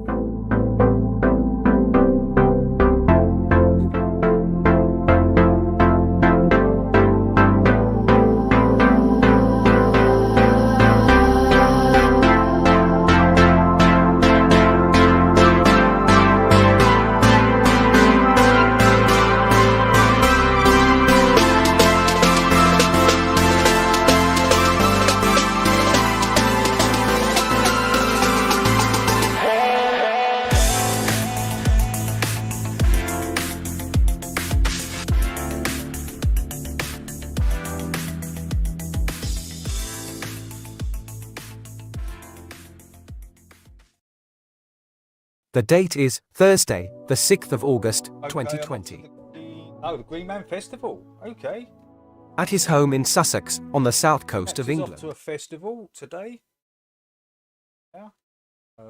Morris dancers and maypole and all sorts of stuff. Love it. All right, Jax, have a great day, yeah? See you next Thursday.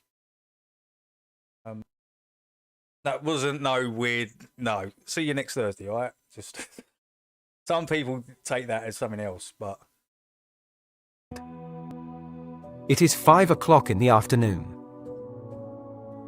Dr. John checks out the weather for Worthing and Shoreham.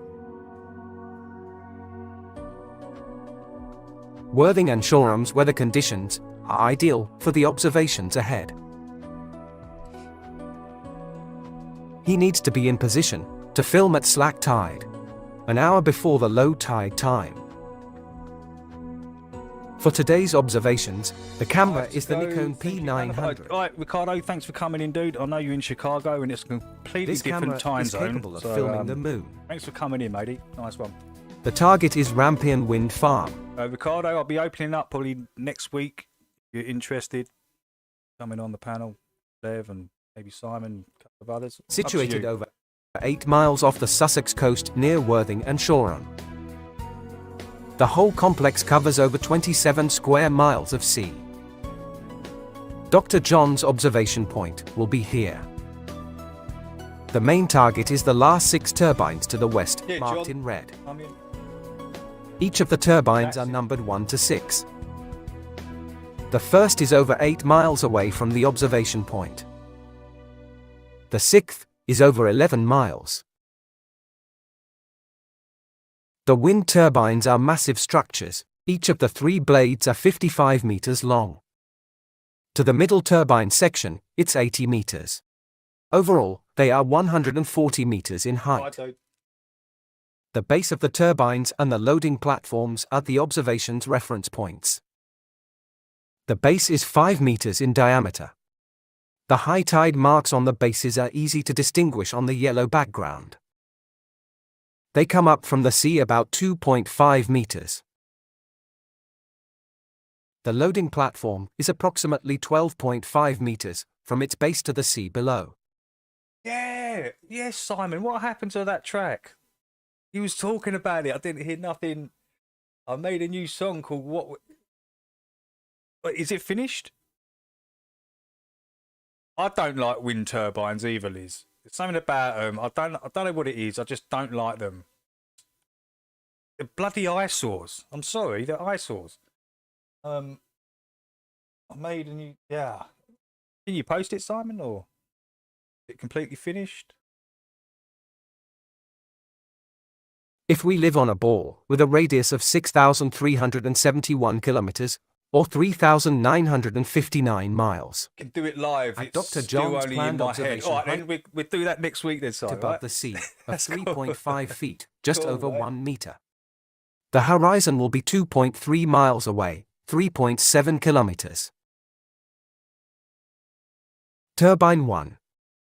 At a distance of 8.4 miles, Hey, hidden. 13.5 Welcome. kilometers, the hidden height from the sea should be 24 feet, 7.6 meters.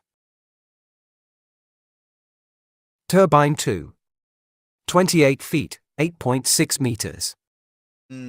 Axel says dangerous Three- use, lots of 32.7 oil when feet. you cannot That's 10 dispose of meters. these things. Just, Turbine 4. they're awful things. Really Hidden are. by 37.6 feet, 11.5 meters. 5. 48 feet. It's all this energy hoax nonsense, isn't it? That's what it is. Like we need these things. We need these things out in the sea. Eyesores for electricity. We need it. 14.7 meters. And turbine 6 will be hidden by 53 feet, just over 16 meters. Yeah. Like the Dutch windmills, yeah. You know, just a normal windmill, Dutch, pretty looking thing with, you know, next to a little river or something. Lovely. But these things are just hideous. Absolutely horrible. I can't stand the things. Never liked them. The loading platforms of turbines 5 and 6 should not be visible from Dr. John's position. The tide marks on all tulips 6 out in turbines Holland, will all be Axel, obscured by the with a horizon. couple of windmills, a couple of spliffs. One Perfect. last sip. Then, Worthing.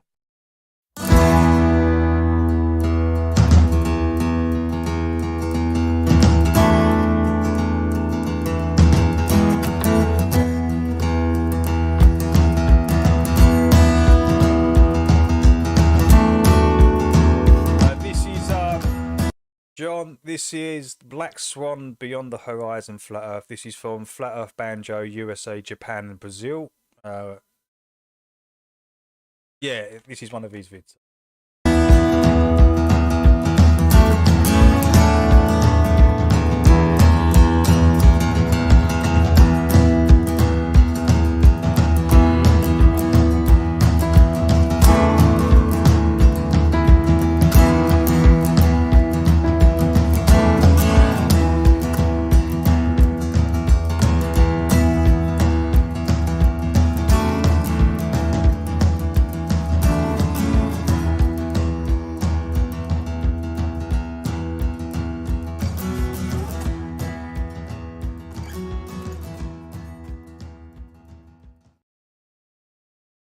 The camera tripod is placed into position.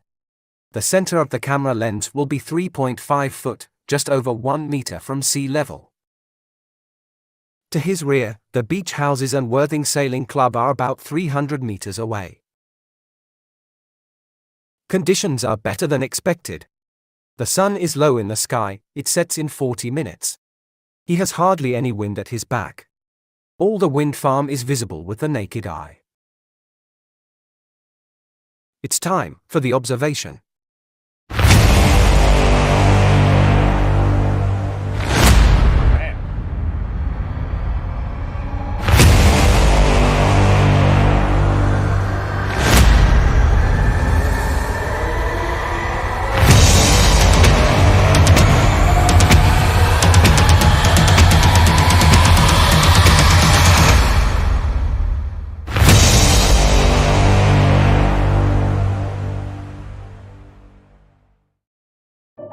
Hey, Ian.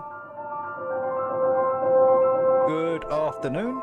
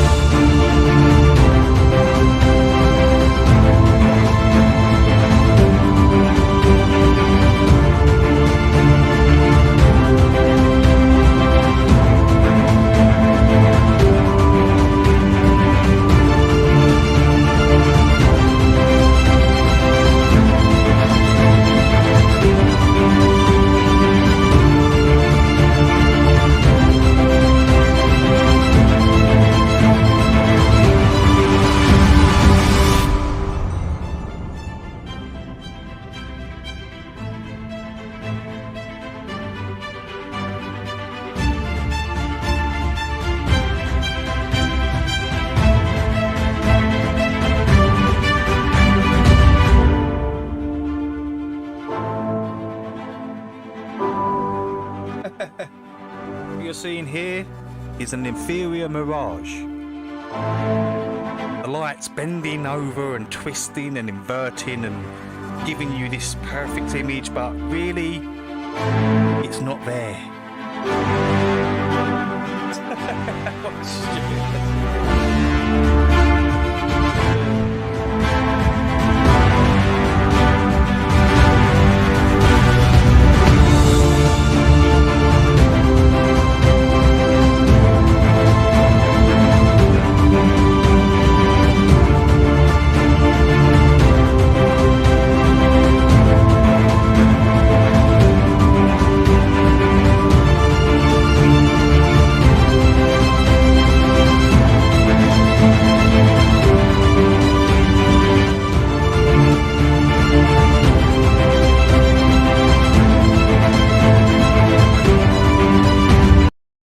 So is this one here, is this the same height as this one?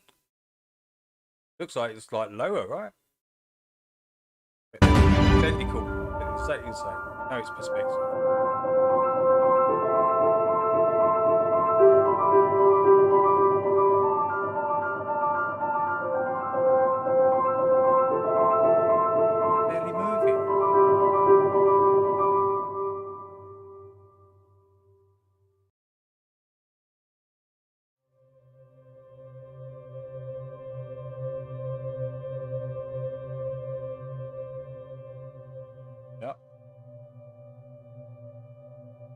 Showed you. I was thinking. I just showed you exactly what I was thinking. Here you go. I haven't seen this. I said.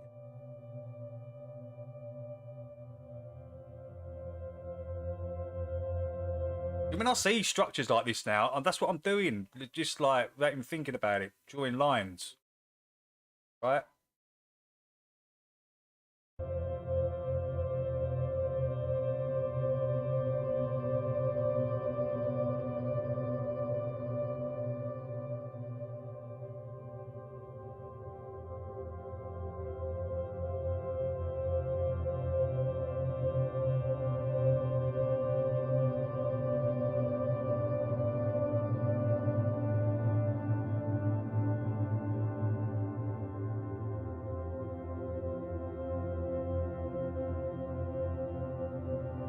Miles away.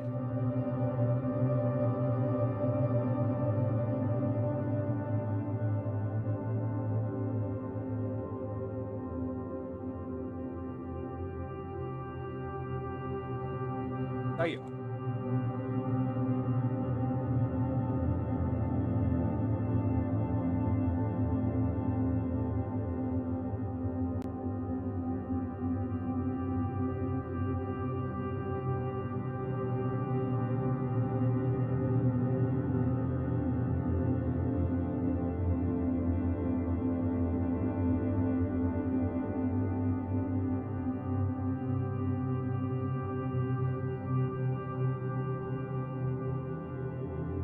Yeah, they're quite crazy bids though.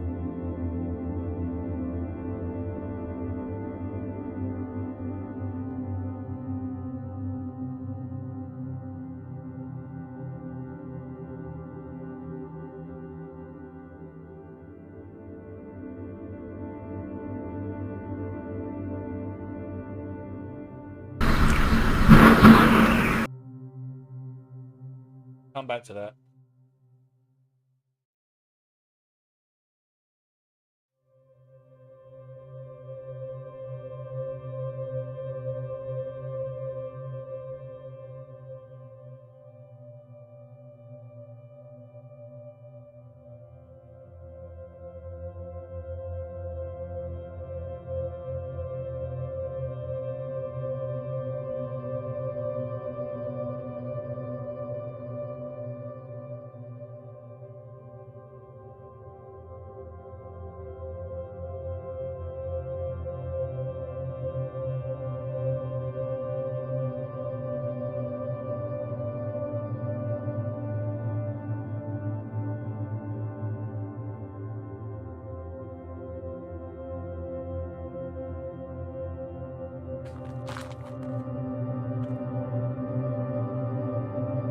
Show that the plane trail coming down. It looked like the up on these. I know, or was it? No, it wasn't. Sorry, apologies. One of those bloody turbine things.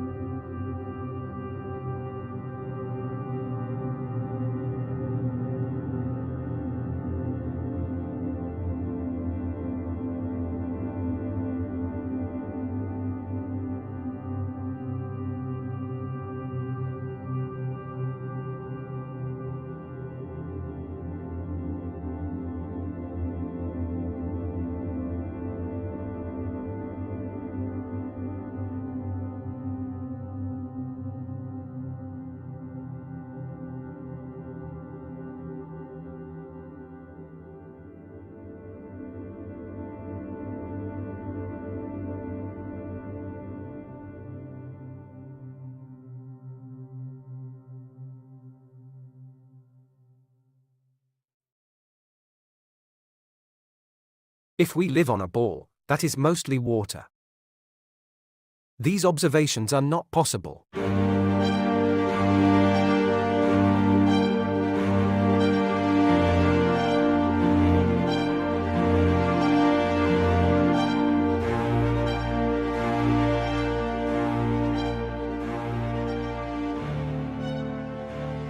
Yeah, we got a bit of a white out. It's pretty miserable. Analysis of the observations.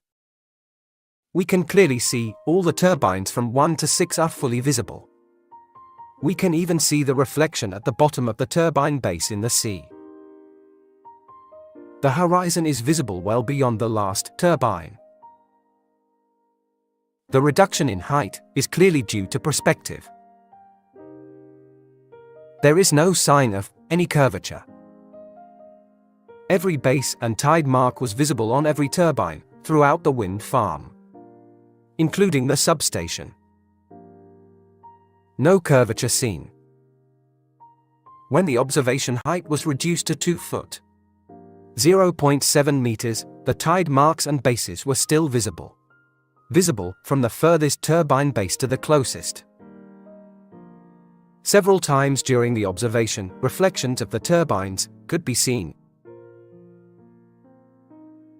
The closest ship observed, called the Pacific Worker, was over 8 miles away. The plimsoll lines are clearly visible. They should have been well hidden by the horizon. Then the biggest blow to any curvature, the ship seen over 20 miles away. The oil tanker, the Eagle Kinabalu. The ship's location was tracked using myshiptracking.com. This is its location at 7:01. The thin red line shows its course. Its distance was measured using the marine traffic site. It was 18.1 nautical miles away from Dr. John, that's over 20 miles. At 20 miles, 32 kilometers, this massive vessel should have been hidden by 70 meters or 228 feet. Only the funnel of the ship should have been visible. If we live on a globe that is mostly water, all water must curve. No curvature whatsoever was observed. The observations are mathematically impossible. This is showing turbine 1 and 6. With the ship at 20.8 miles, replaced with the turbine, marked as S. At an observer height of 3.5 feet, 1.07 meters. This is what should have been observed. Then at 2 feet, 0.7 meters, even less of the turbines should have been seen. To have seen the base of turbine 1 to 6 and the ship at the horizon line. At the observer height of 3.5 feet, 1.07 meters. Turbine 1 would have to move up by 7.6 meters. Turbine 6 by 16 meters. And the ship by 70 meters. At 2 feet, 0.7 meters, this would be even more. But in the observation, we see the furthest base rising higher than the nearest. All well above the horizon.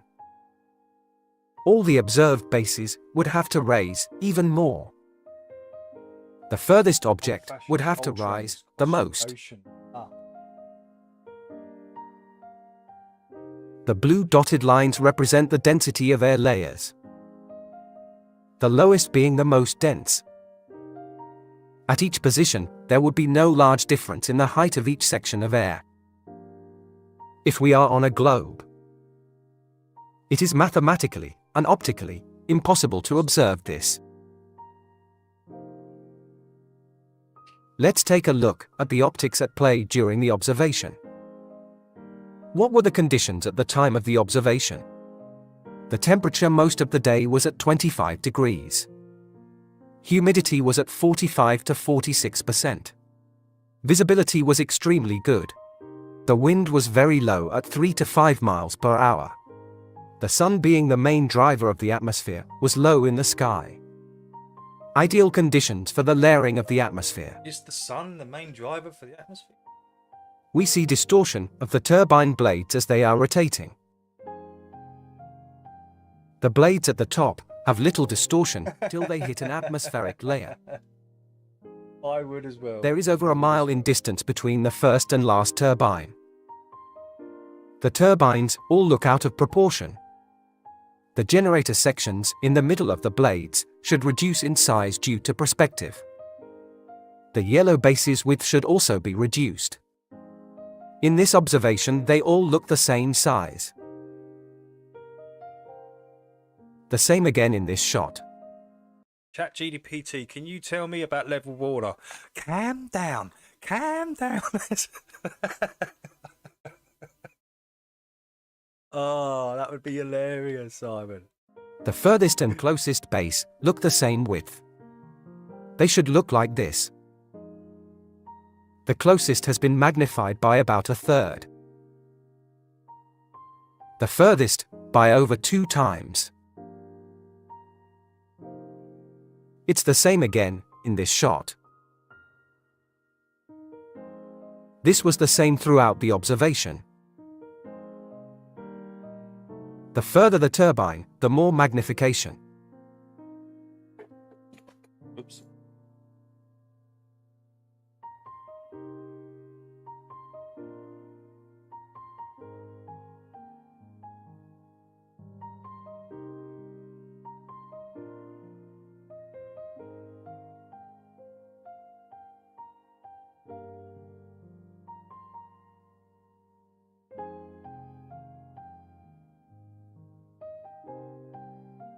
This is what they look like on a sunny day. The oil tanker seen at over 20 miles. Seen at 2 points during the observation. Initially thought to be different ships. After checking direction, the timings, and frame-by-frame analysis, both are the Eagle Kinabalu. The transformation was caught in the observation. The first sighting, the wind speed at that point, reduced the height of the dense layer to the lower main deck. As the ship moved into a layer of air, at roughly the same height as at our turbines, the transformation can be seen.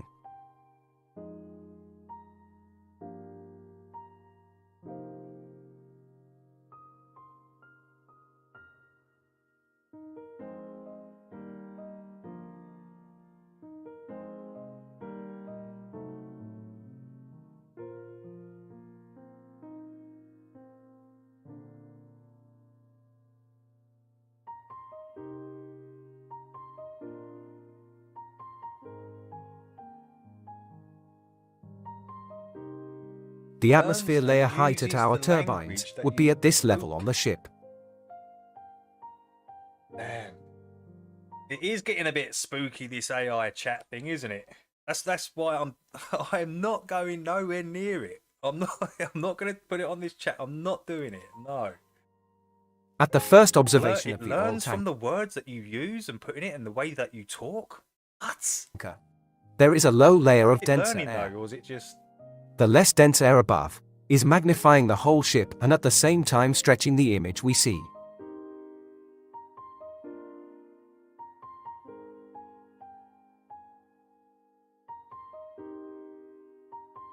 The smaller ship is what we would see with no dense atmosphere. Next, the magnification due to the density of the atmosphere, then the distortion at the top. That's a bit too. As the ship moved to the higher level of density, below the yellow line, it is compressed and stretched out. Slow The same as our turbine bases. Slow The loves funnel in the ChatGPT. upper layer is now magnified to look bigger at the top.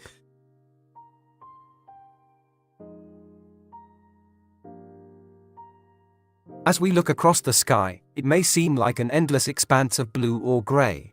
In reality, it's teeming with tiny particles of water vapor. They have a significant impact on the magnification of objects, sometimes creating an almost surreal level of magnification. When light passes through We'll water let Schlo and Baron test out the waters for us with ChatGPT. A 6-month test out first before we use it. particles in the atmosphere. It is refracted and scattered in various directions. This creates a magnifying effect, making objects appear larger or closer than they actually are. For example, on a misty morning, a distant mountain range may appear more defined and closer than on a clear day. With minimal particles of vapor in the air, the sun looks small. When the vapor builds up, each particle acts as a lens. The sun is then seen larger than it actually is. The higher the moisture content and size of droplet in the air, the higher the magnification. The moisture content or amount of water droplets per cubic centimeter of air magnifies objects within or beyond it. Looking through a layer of air with the same moisture content, an object close to the observer will be magnified less than an object further away. As the object's light passes through each layers of moist air, each layer magnifies it more. The further the object, the more layers of magnification it passes through. We see the moon in the sky as the sun is just about to rise. Note the size of the moon through the vapor-rich atmosphere.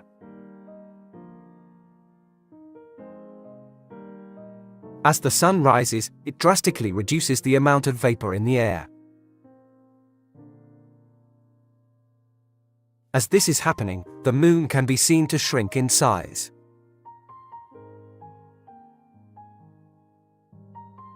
As the water vapor in the air is reduced, so is the magnifying effect.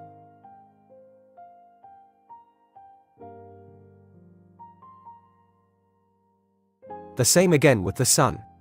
As the camera rises through less vapor-rich air, it gets smaller.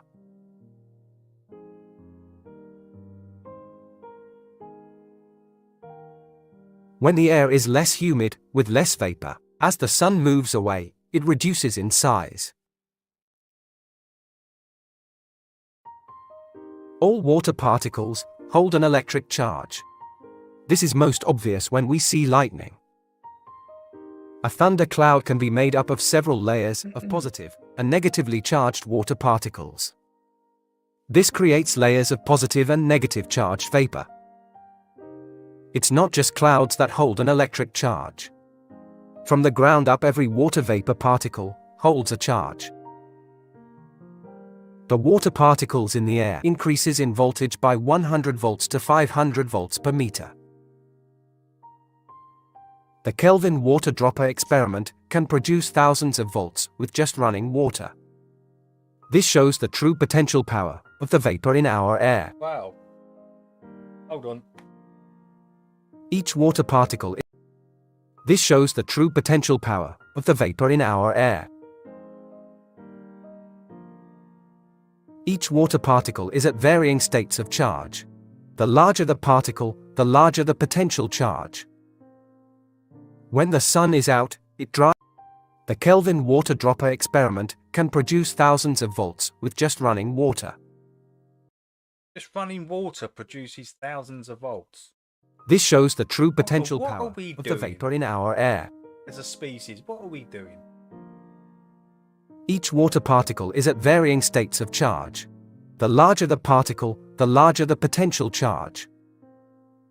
When the sun is out, it drives the system through convection.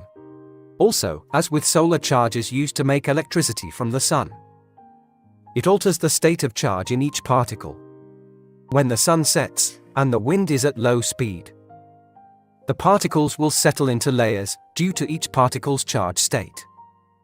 The same as in the clouds.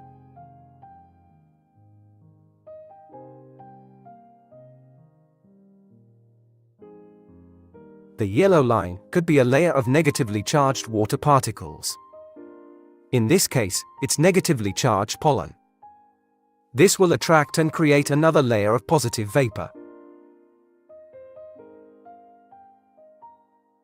Each individual layer magnifies in different ways, as we can see in this sunrise.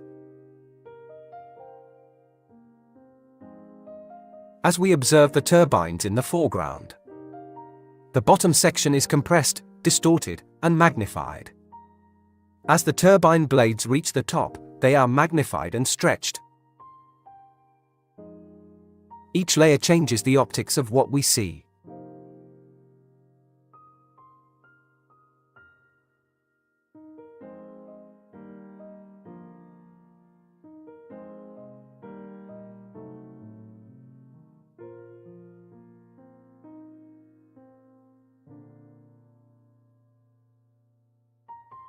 I used to Playing the game of life. Most are still stuck on the Monopoly board. For a penny in for a pound. Oh. We do not see curvature in our everyday lives. Don't experience it. What we see is ruled by perspective. Simply, it's objects looking smaller the further away they are. With particles of water in the air acting as a lens. The rise and setting of the sun we see is the optical effect of the atmosphere. When moisture is high, we see a larger sun or moon rising and falling. When the sun moves away, it looks the same size due to the lensing effect of each layer. When there is little moisture in the air, the sun and moon reduce in size as they move away. If you look into this with an open mind, you will soon realize that living on this ball, with a surface of mostly water, is impossible.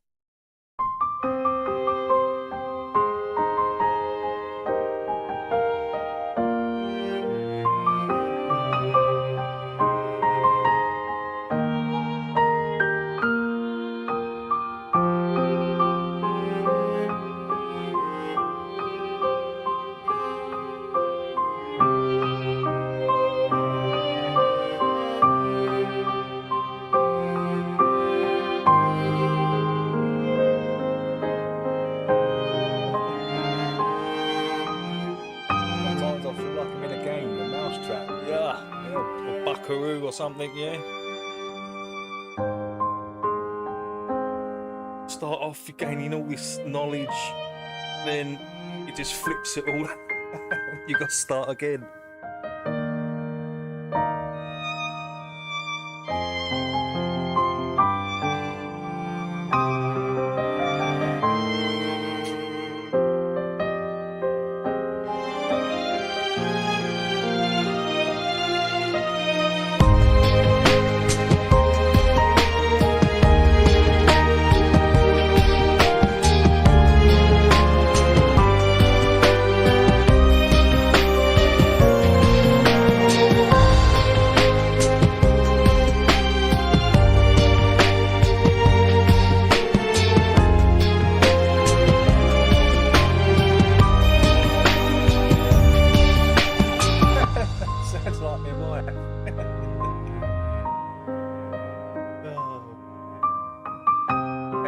FE Nation is in the house. Hold on, FE.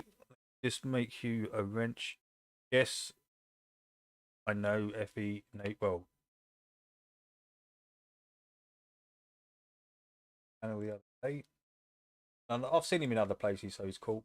Cheers, FE Nation, for coming in. Much appreciated.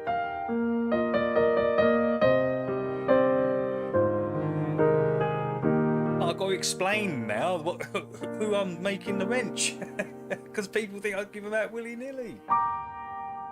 Oh. That was quite oh. Edit support, John Smith. So yeah, Globe Live was in there. Edit support. Okay.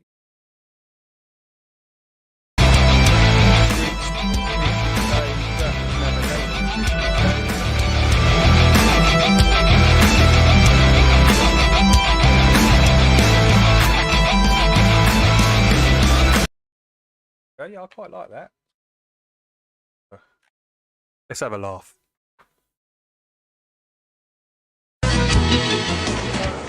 Hello, boy.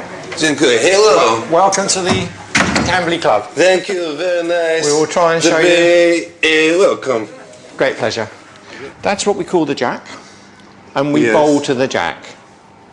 Who is Jack? This is the jack, but yes, we are going to throw this down to the bottom. If you'd like to try, would you like to try? Yes, and when will Jack come? No, this is called a jack. Yes. That is jack. This little ball, understand? The Yes. ball is called a jack. And what is this ball called? That's a wood. Mr. Wood? No, a wood. There is a man called Jack. He dressed like a bull.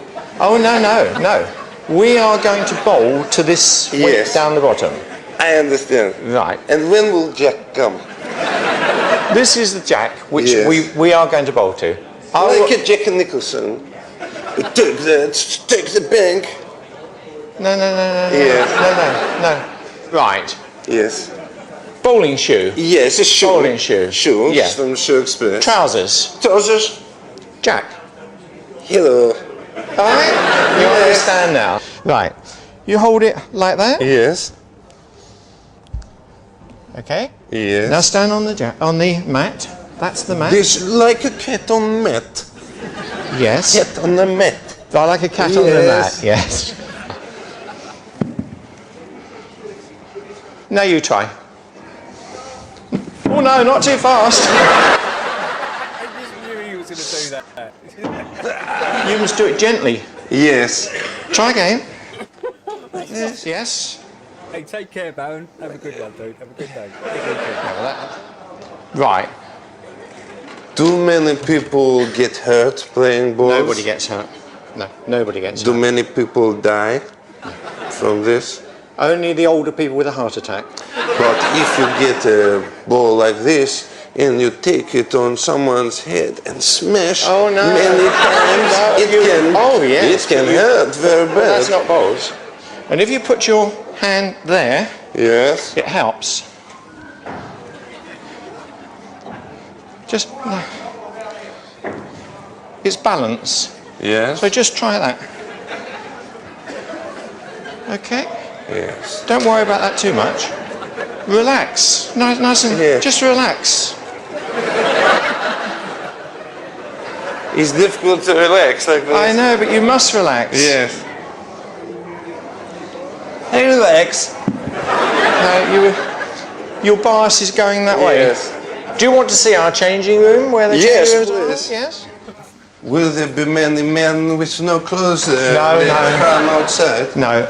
What is this from Many men with no clothes. Architects? Yes. What is in here? You shouldn't touch that. Why? Because that's their private stuff. I like to find out about them. Oh right, okay. And what is this here? That's a urinal. Is it a shower? No, that's where they do their toilet. You lie down here? No, you stand up. Stand up. You and then no. You just do a wee in there. What does it mean? And this one. Yes. Yes, I know. Yes. And this. You can see. His name's Sasha, but he nearly broke character there. Yes, I know. Yes. And this, if you think you come and. Oh no, you stand up. You do it. You do it this way. Can you do it dirty? No. That's it there. You can just there. He's about to. Yes, I know. Yes. And this, if you think you come and. Oh no, you stand up. You do it. You do it this way. Can you do it dirty? No, in there. Or this one. Yes. Which one you prefer? Depends what I want to do. Yes. If I just want to do a wee, you do it in that one. Otherwise, you do it in this one. But if you want to do a dirt and you are in a hurry, and there is someone in there, you do it. No, that's not allowed. But there is space for. Yes, no, that's water only. But you can have 5 men do a. Squeeze something. You understand? Oh, I know. Squeeze on the. No, you do it there. When you've been to the toilet, yes, you wash your hands. And do you ever do a toilet in here? No, you'd be thrown out of the club if you did. Why? Because it's not hygienic. But why not? Because you've got that. Oh, hello, Bill. Hello. Nice to see you. Yeah. This is Borak. Oh, right. Hello, Borak. Yes. Very nice to see you. Have met you. And your name is? Todd Slaughter. Todd Slaughter. Slaughter? What does it mean? That's to kill. That's right. It's an unusual name. Yes. But I will say laughter with S in front. Yes. Yes? So that's where it's arrived. Borat? No, I do not know that name, but... like a berry, like an English berry. Like English berry, right. But some people call me Steve. Yes? Yes. Why do they call you Steve? Why not? Why not? Well, yes, I know. I met a man in King Cross last night. Yes. he wear leather trousers. He called me Steve. Right, right. Now, my first name, Todd, is a nickname. It's called Nick. No, it is a nickname. Yes. A pseudonym. Yes. A nom de guerre. Yes. Do you understand all those words? Yes. Yeah? Yes. A sobriquet. Yes. That's what it is. So, but no one calls me Nick, no. So where do we go now, Nick? We go now. We go now to the outdoor club of Watchett's Bowling Club. Do you sometimes make friends from this? Oh, very much so. It is a one way actually to make a lot of friends. Yes. And particular if some of the people who may be on their own, who are looking for someone, a partner maybe, then you can play make a the friend. game and then have their sex. Well, I don't know about sex, no, but it certainly doesn't go with that. But it doesn't really matter what your ability is. Yes. Okay, take care, You can actually join in. And gypsies, can they play, or is best to keep them away from the... Well, I would seek to keep gypsies away. Yes. You don't really want troublemakers. Thank you, Dziękuję. This my friend Nick. He shows us how to play board. Thank you, Nick. The daily dose of Borat. It's got to be there. Let's check out. Might go on a tiny bit later today. Let's check out some of these. Simon's put a couple of videos in here. Exploding turbines. So these things are just... Look at that. Self-destructed. What the hell happened there? Oh, tornado versus wind turbine. This is going to be interesting.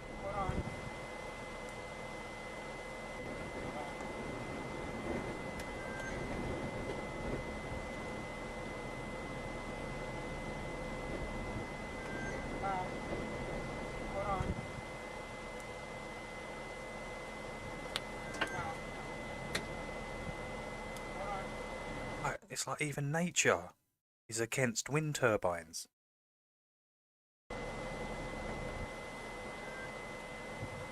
Oh no, destroying them all. One's gone, right in the path.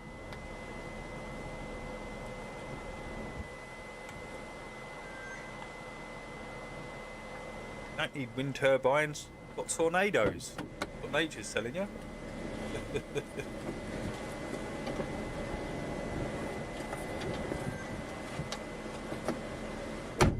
Oh, look.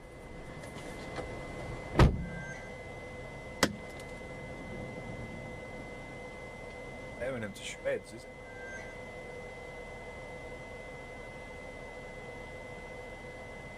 Those are. Getting in and out or coming down?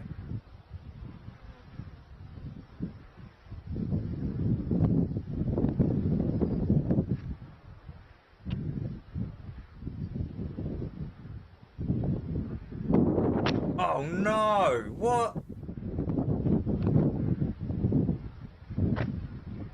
No, I didn't like that. Oh no! I didn't want to see that. Oh man!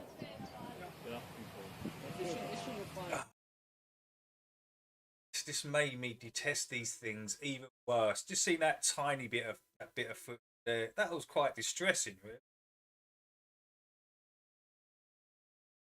Is that an eagle? Is that an eagle? Looks like an eagle, right? Look, is that a guy up there as well, standing?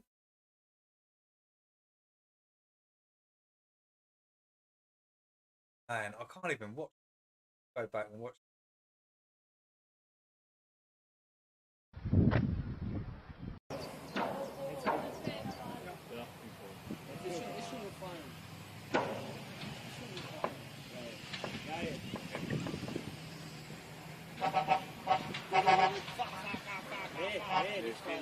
Yeah. What I deserve.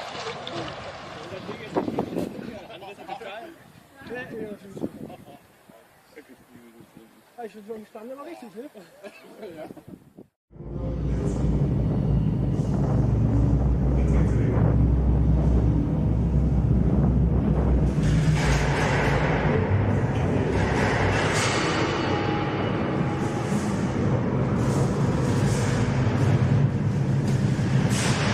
Don't look at that, Chill, man. It's that's pretty disturbing, I thought. Honest. Literally hear it. There are thousands of these things all over Denmark. It's pretty much like that in the UK as well, I think. We've got loads of these things. This inside it. They build up a resonance, didn't they? It's like the bridge thing. Remember the old bridges when they used to build the bridges and they used to start wobbling and it just gets worse and worse and you just can't stop it and then it just oscillates at such a high rate it just kind of self-destructs. I don't know what these things are doing. Look at this.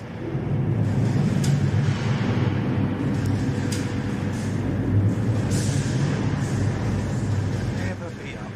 Now, wherever it is, be at the bottom looking up.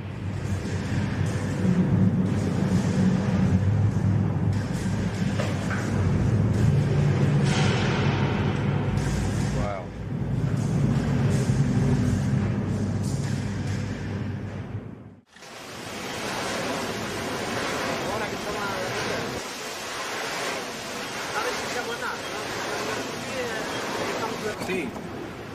Mira che aquí in Caldas sta ardendo una macchina. No, peligroso. Vamos a hacer ya retrofit.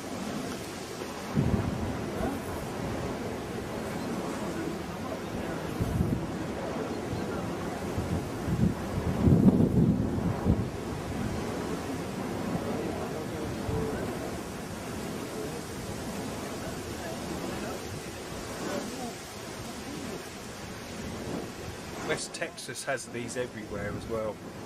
I think they're pretty much all over the plane now, Effie.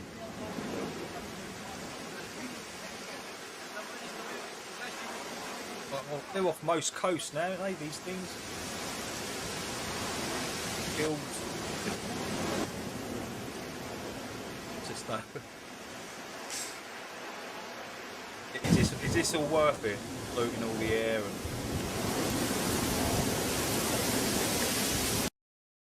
Unbelievable. Okay. This is the chase. How long does it go on for?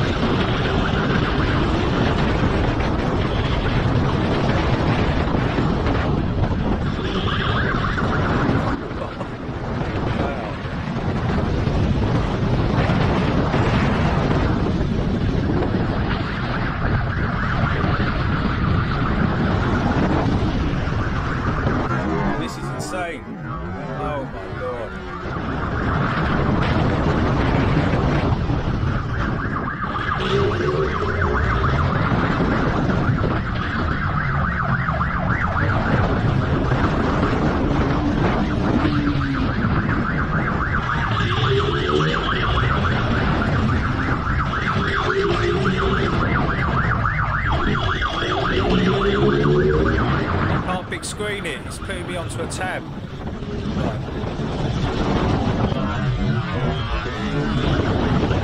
No, it's not going to end well.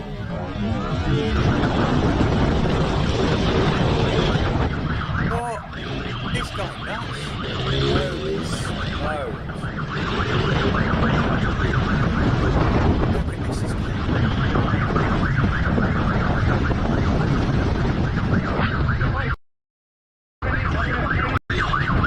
Oh, there you go. Right,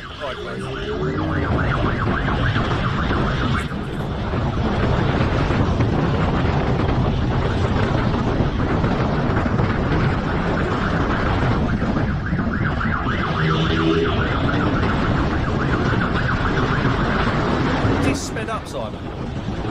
Slightly sped up.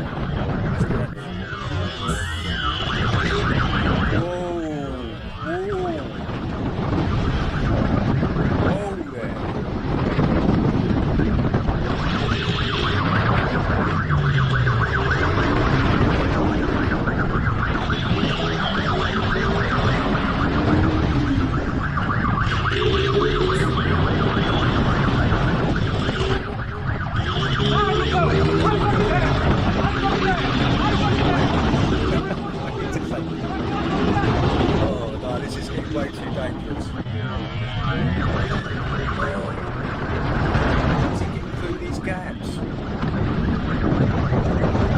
Like everything's aligning for him to get through perfectly at the right moment. This can't keep up like this, can it?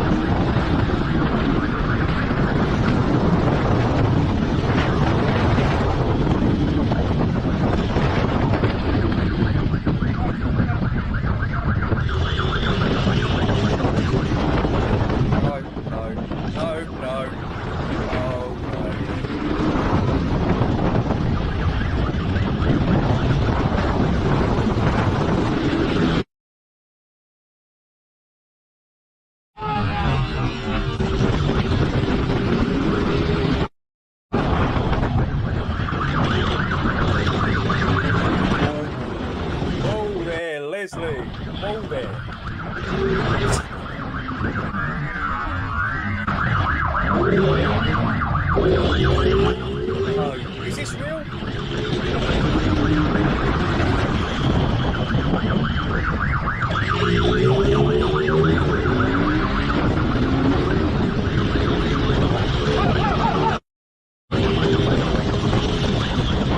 South America or something?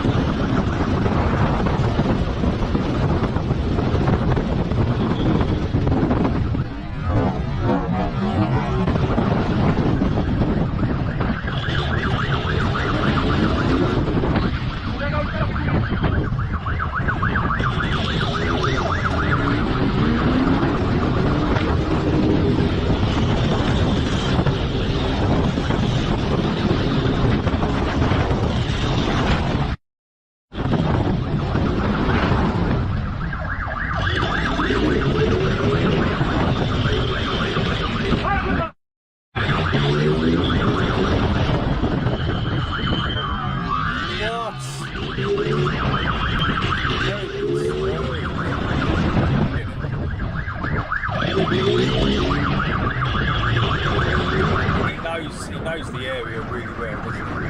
Knows all the little back alleys.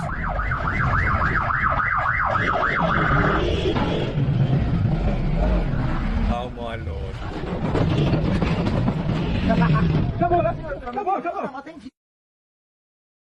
Oh dear. I've never seen nothing quite like that, Simon. That was... Oh, what? Right, let's see what Hugo Talks has got to say. Because Hugo, again... Well, I've got to find the part. Sorry, guys. It's around there. The flat earth, which could be used to garner fame. Yeah? The biggest proponents of that theory is one thing. But a few examples. One of them is the flat earth. Now, whether or not you believe in flat earth is one thing, but when you see the biggest proponents of that theory who talk flat earth, some who are name checked by Joe Rogan, these same people, they also make videos about Jesus not being real. Yeah? So even though they promote the idea, the concept of flat earth, hey, which Andrew, could be used to garner faith in the Bible, welcome, dude. Good they to see you. also make sure at the same time they promote the idea of Jesus not being real. Do you see how it works? So one of the biggest flat earthers is also pushing the theory that most flat earthers, Hugo, say that there's a creator to this.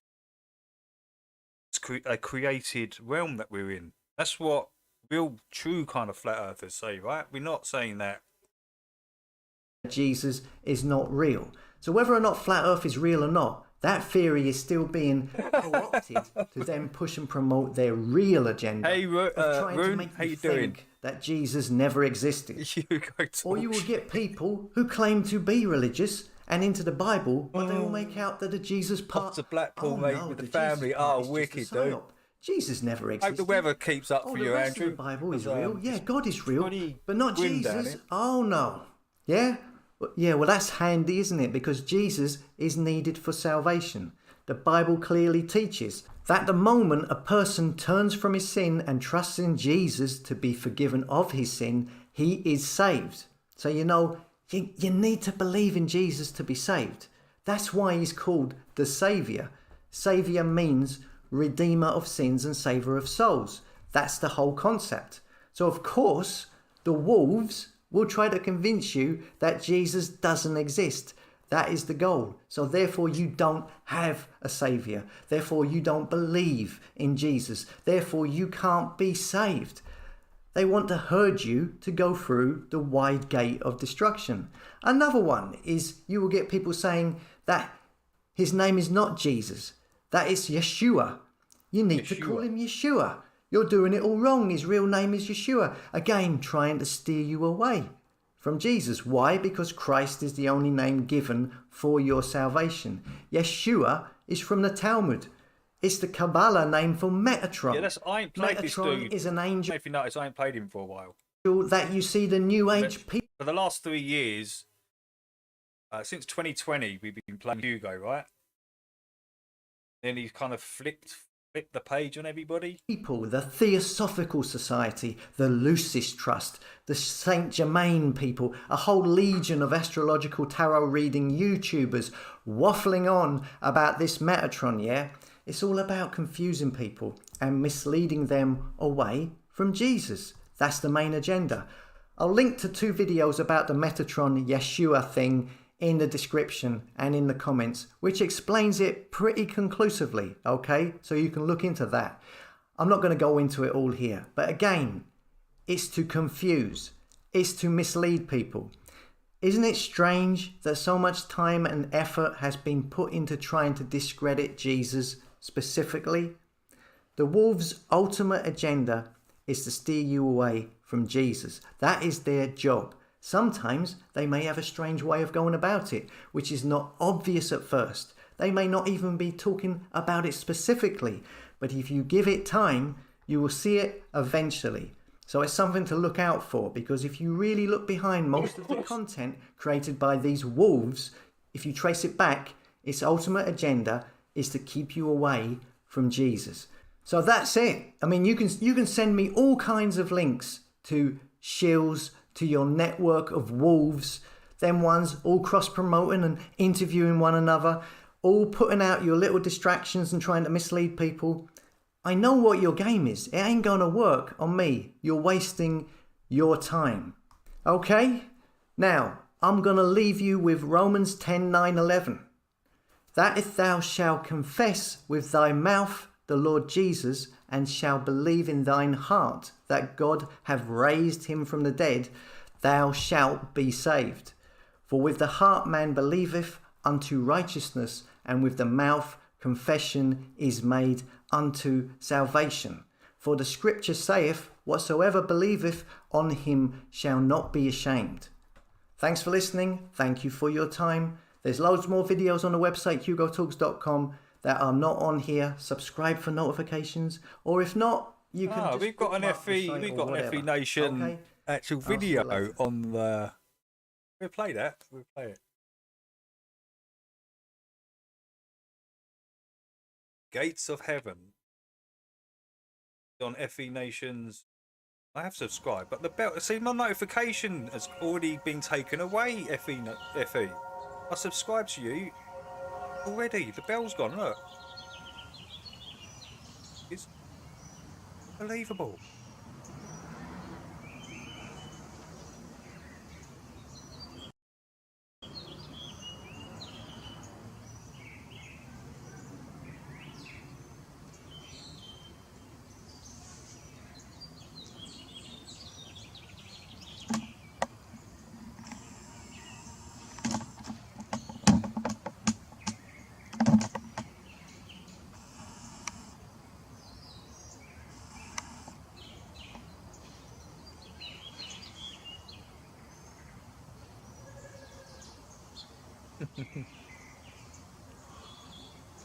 Hey, Newt 11, long time, long time. I hope you're good.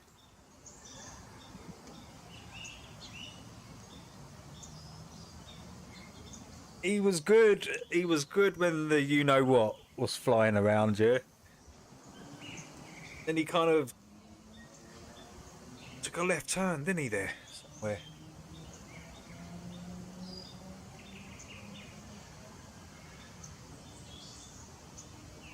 Hmm.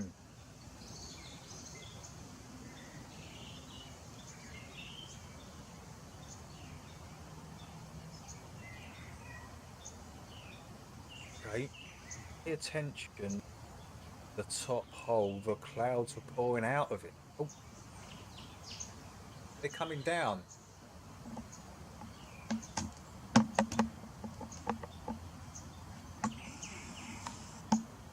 You see if I can get a better quality. Flips back. I'll put it on 720, right? And it's flipped back to 360.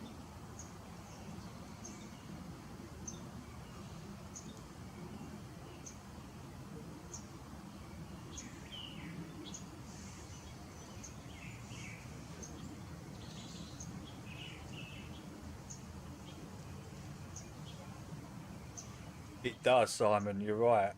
Yeah.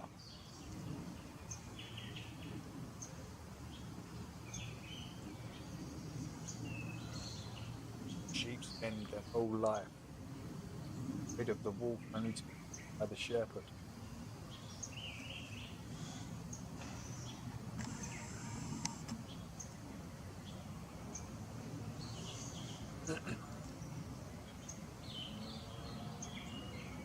Yeah, so there's times where I think it's on 720 and it's actually flipped back to 360. So I'm gonna have to check that. That's probably what's happening with Jack's. But I think it's on that and then it flips back.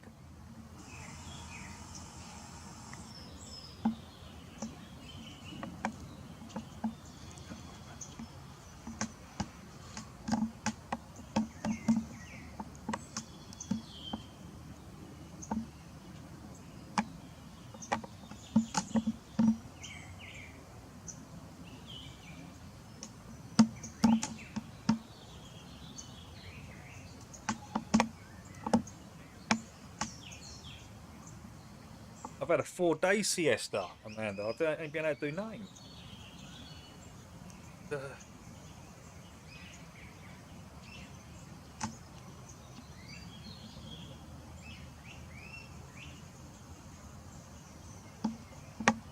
8:30 Hulk in the vid. 8:30? What on this?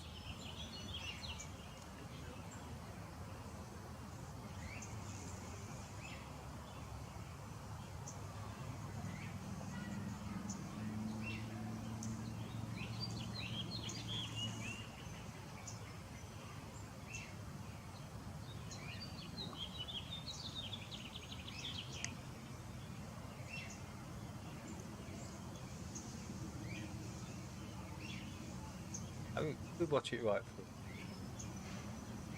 I'll go on to 1/2 today anyway, so we've got another 15 plus the outro, so maybe half an hour. Hey, what's up, Brendan? Great to see you, dude.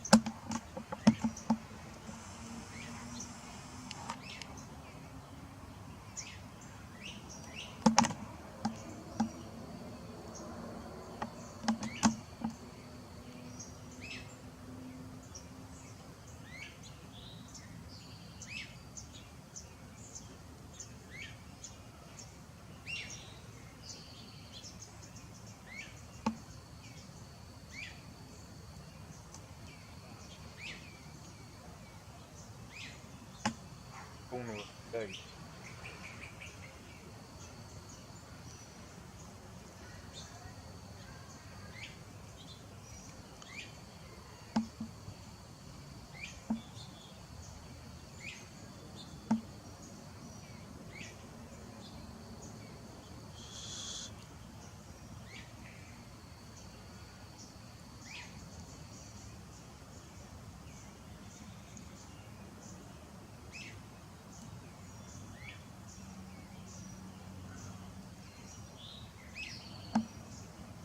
I think Suits needs a little holiday. I think Suits is working way too hard. He needs to have a little week or so, chill, relax.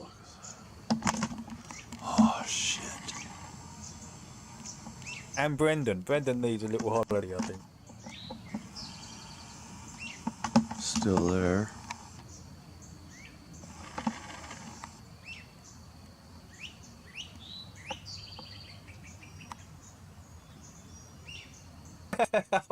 I've never seen Suits in the daylight. Oh, that's quite funny. YouTube have been deleting old videos of mine and not notifying me as well as subscribing me to Pete channel. Yeah, I know they're up to some nefarious stuff at the moment. YouTube. I mean, they strike me for not talking about. You know what? Got a strike for it still, and I didn't even mention it. I'm still puzzled. I'm still completely confused. So, yeah, they're up to some weird stuff at the moment.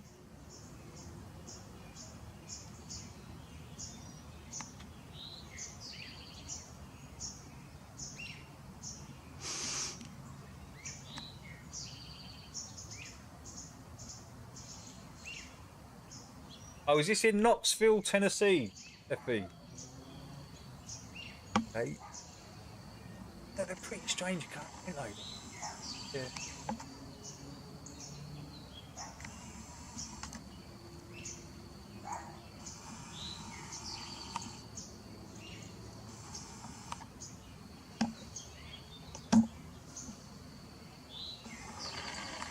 See, you're catching that movement of the cloud. I think you are. You that little movement, right? You've seen it in other videos.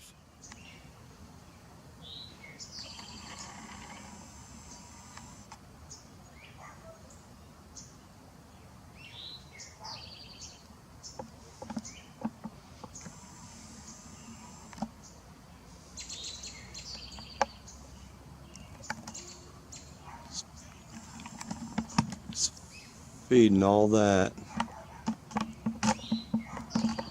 This is where it's feeding to. And it's starting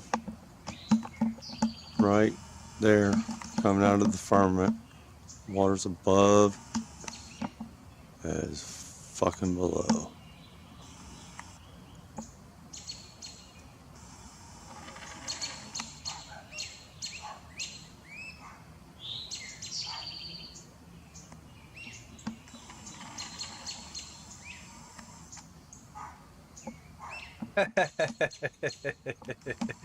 I've seen videos of Suits in the daylight. Suits does exist in the daytime, guys.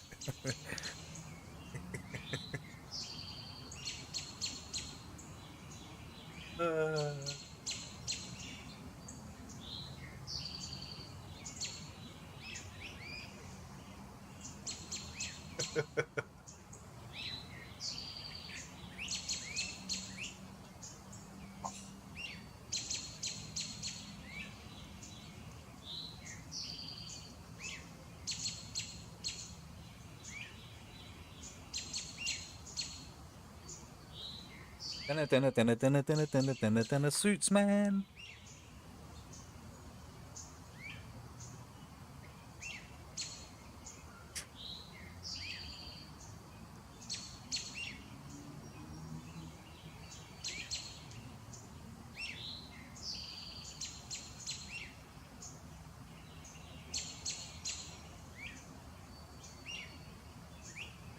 Hey, Cap.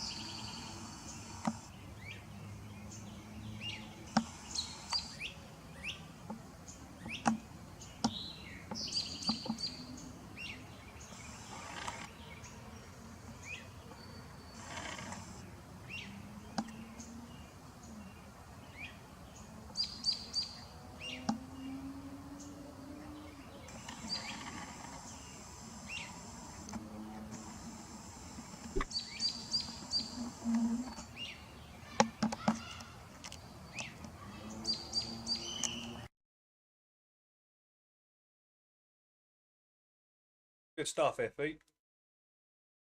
I like okay.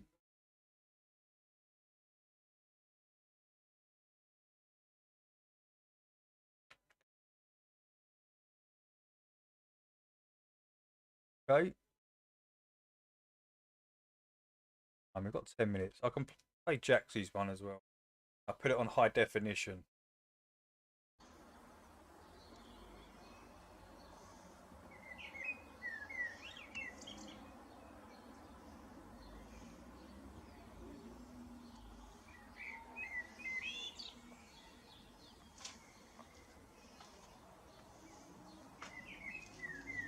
So this one, Effie, is in Wiltshire, UK, right, Jax? And caught a daylight moon as well, which is a beautiful thing.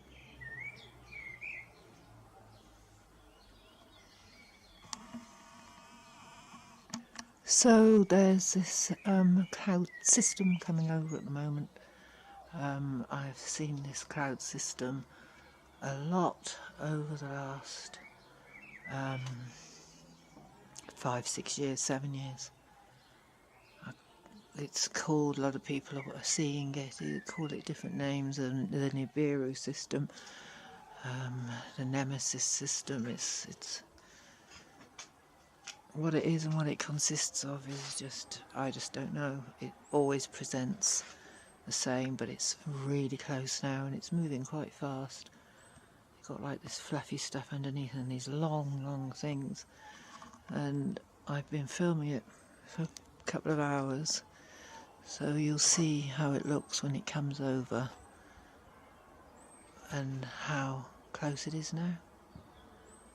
And I think this is one of the reasons they spray the chemtrails. Oops. Because we just think this is a chemtrail. This is what they've been hiding. It's just so odd. And like features like this here, just not right. These aren't our clouds. It's almost like a whole another sort of world.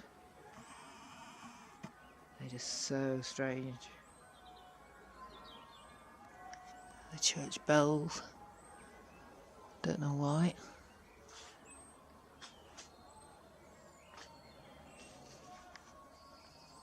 It's the most bizarre thing.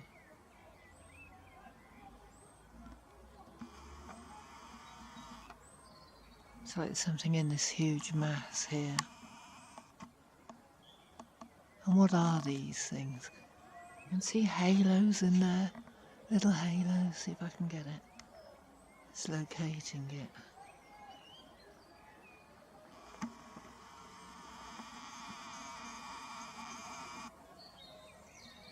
I don't like to be filmed too close. I mean, I wouldn't even like to guess how far away they are. They look close. But there's a holographic aspect to them.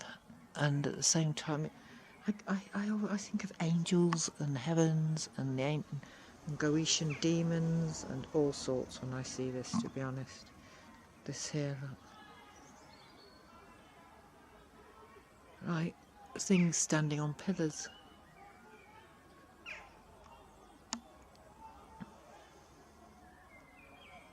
It's just insane, look. Looks like a Hindu temple. Look, they look like dancing goddesses. This is just insanely beautiful. You may not see what I see, but this isn't right. It's crazy. There was an upside down rainbow here earlier as well. I caught that too, but it was very faint. But it was close to the moon. There was an upside down rainbow and a moon in the same photograph. Look, these are like platforms, these bits. It's here. This here.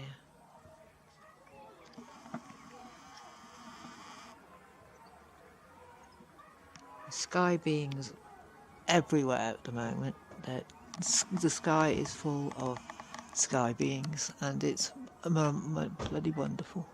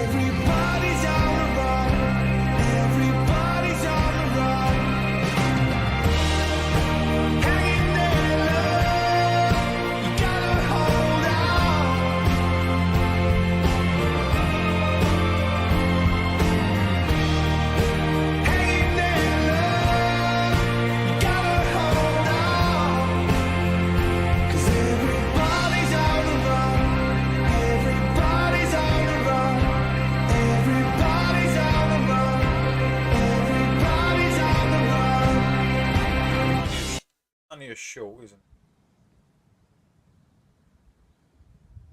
Now tell me, does this look like a cloud to you?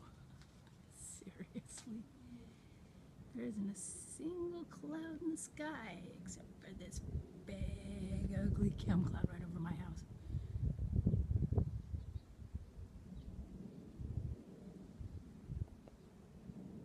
Chemtrails. It is Saturday, September 30th. Algeo. And you're looking at a lovely chem cloud here in Southern California. Not a single cloud in the sky except for that thing. Strange cloud formation everywhere. Okay, bye. So that was 17 though. That was 2017, right? Now tell me.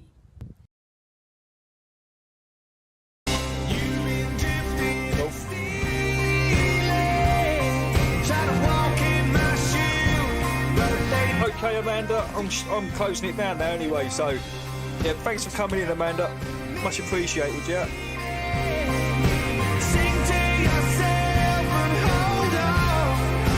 And everyone else that come in today, Chill, Slow, Ian, Brendan, Happy, Axel,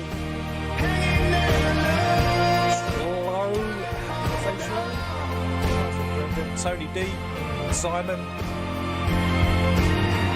Chill's in, Suits is in, Liz, Cat, FE Nation, here's FE.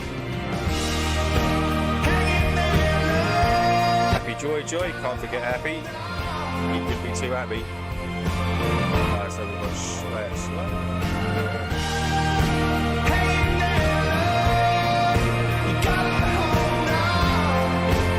Popped in, cheers, Room. Did Jim pop in earlier? I'm sure Jim was in. Cheers, Dorian, cheers, Dorian. Chills.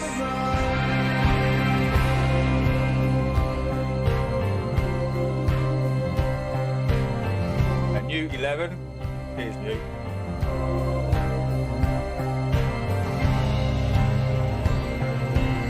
Andrew C. Cheers, dude.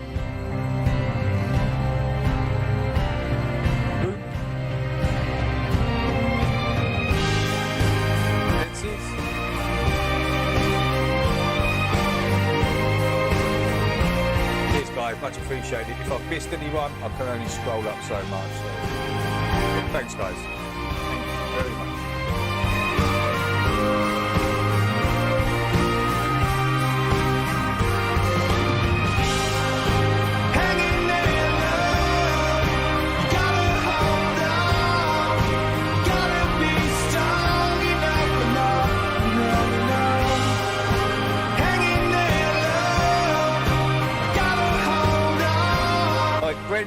Brendan, cheers, dude. Yeah. Ian, cheers. You too.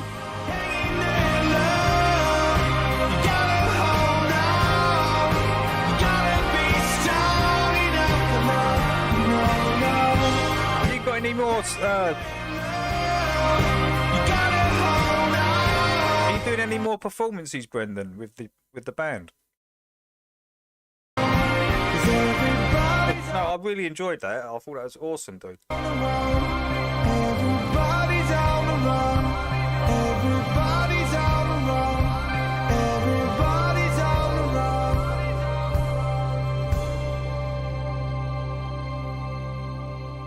run. Got to admit, Jax, that in a better quality video, in a better quality, yeah, it's much better, isn't it? I do apologise for that. I played it in 360, didn't I, before? Yeah, it's much better. Right, let's.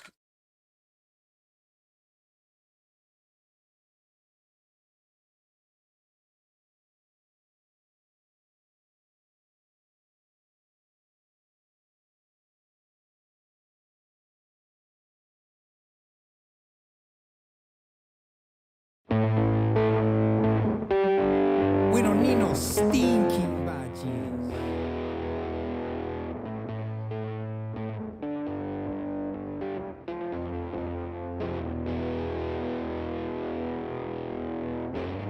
Just a little seed makes a big tree, standing on its own, thriving all alone.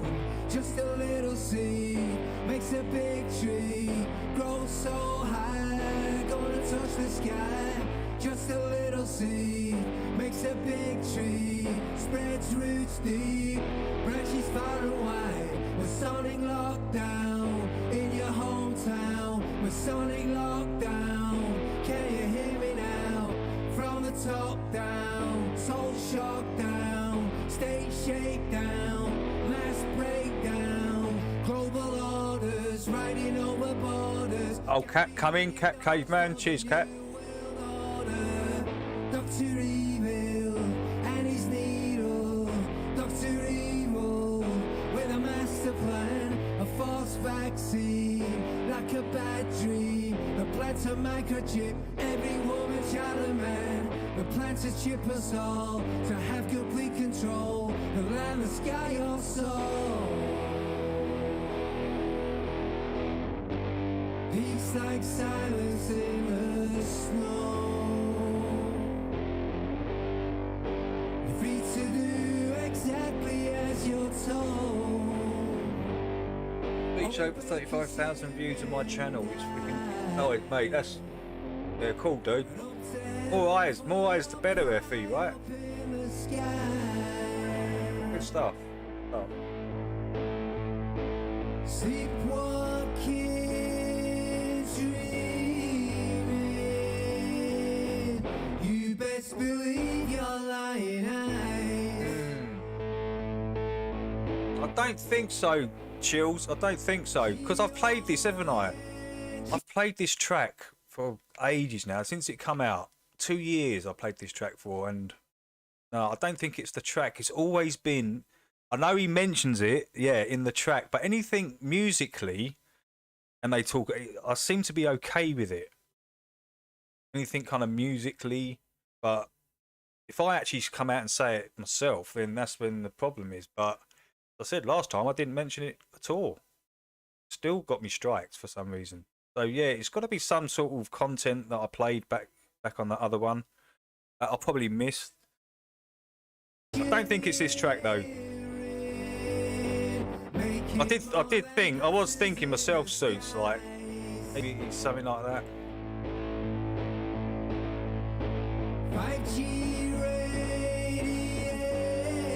Hey, okay, Brent, you too, dude. Have a great one.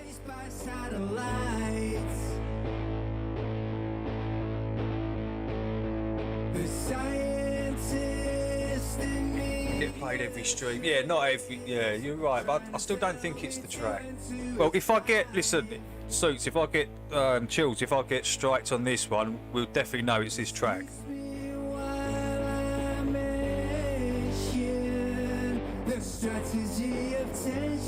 Yeah, exactly. Exactly, Chill. We'll find out in about an hour. The general population hypnotized right in front of your eyes. Drama and lies. Look into my eyes. Just a little seed makes a big tree, standing on its own, thriving all alone. Just a little seed makes a big tree, grows so high, gonna touch the sky.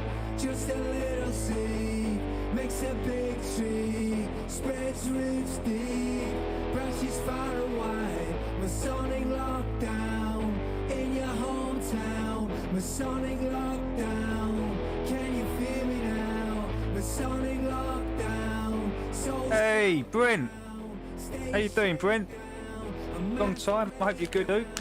Put your muzzle on, get back in your basket. Get me. How you been, Brent? Living here is drastic. Dr. Evil and his needle. Dr. Evil with a master plan, a false vaccine. Man, Brent's a real one, man. I'm telling you. Every woman, child, and man. The plans to chip us all to have Real, for real. the land, the sky, or soul. Na na na na na na na na na na na na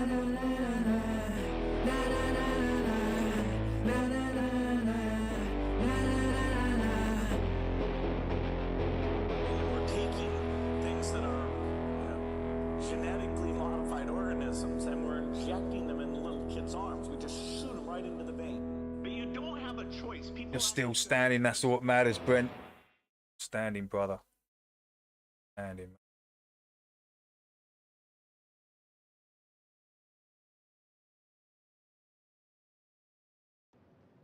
Goodbye. Oh, And I hope you find your safe place. Your refuge. Thank you.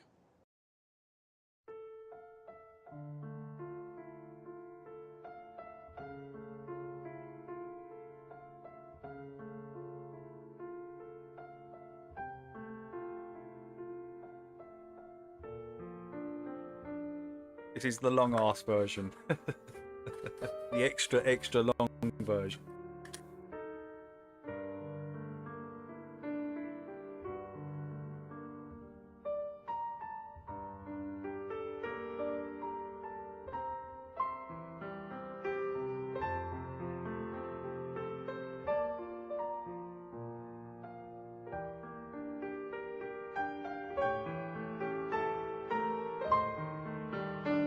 Okie dokie, guys. Right.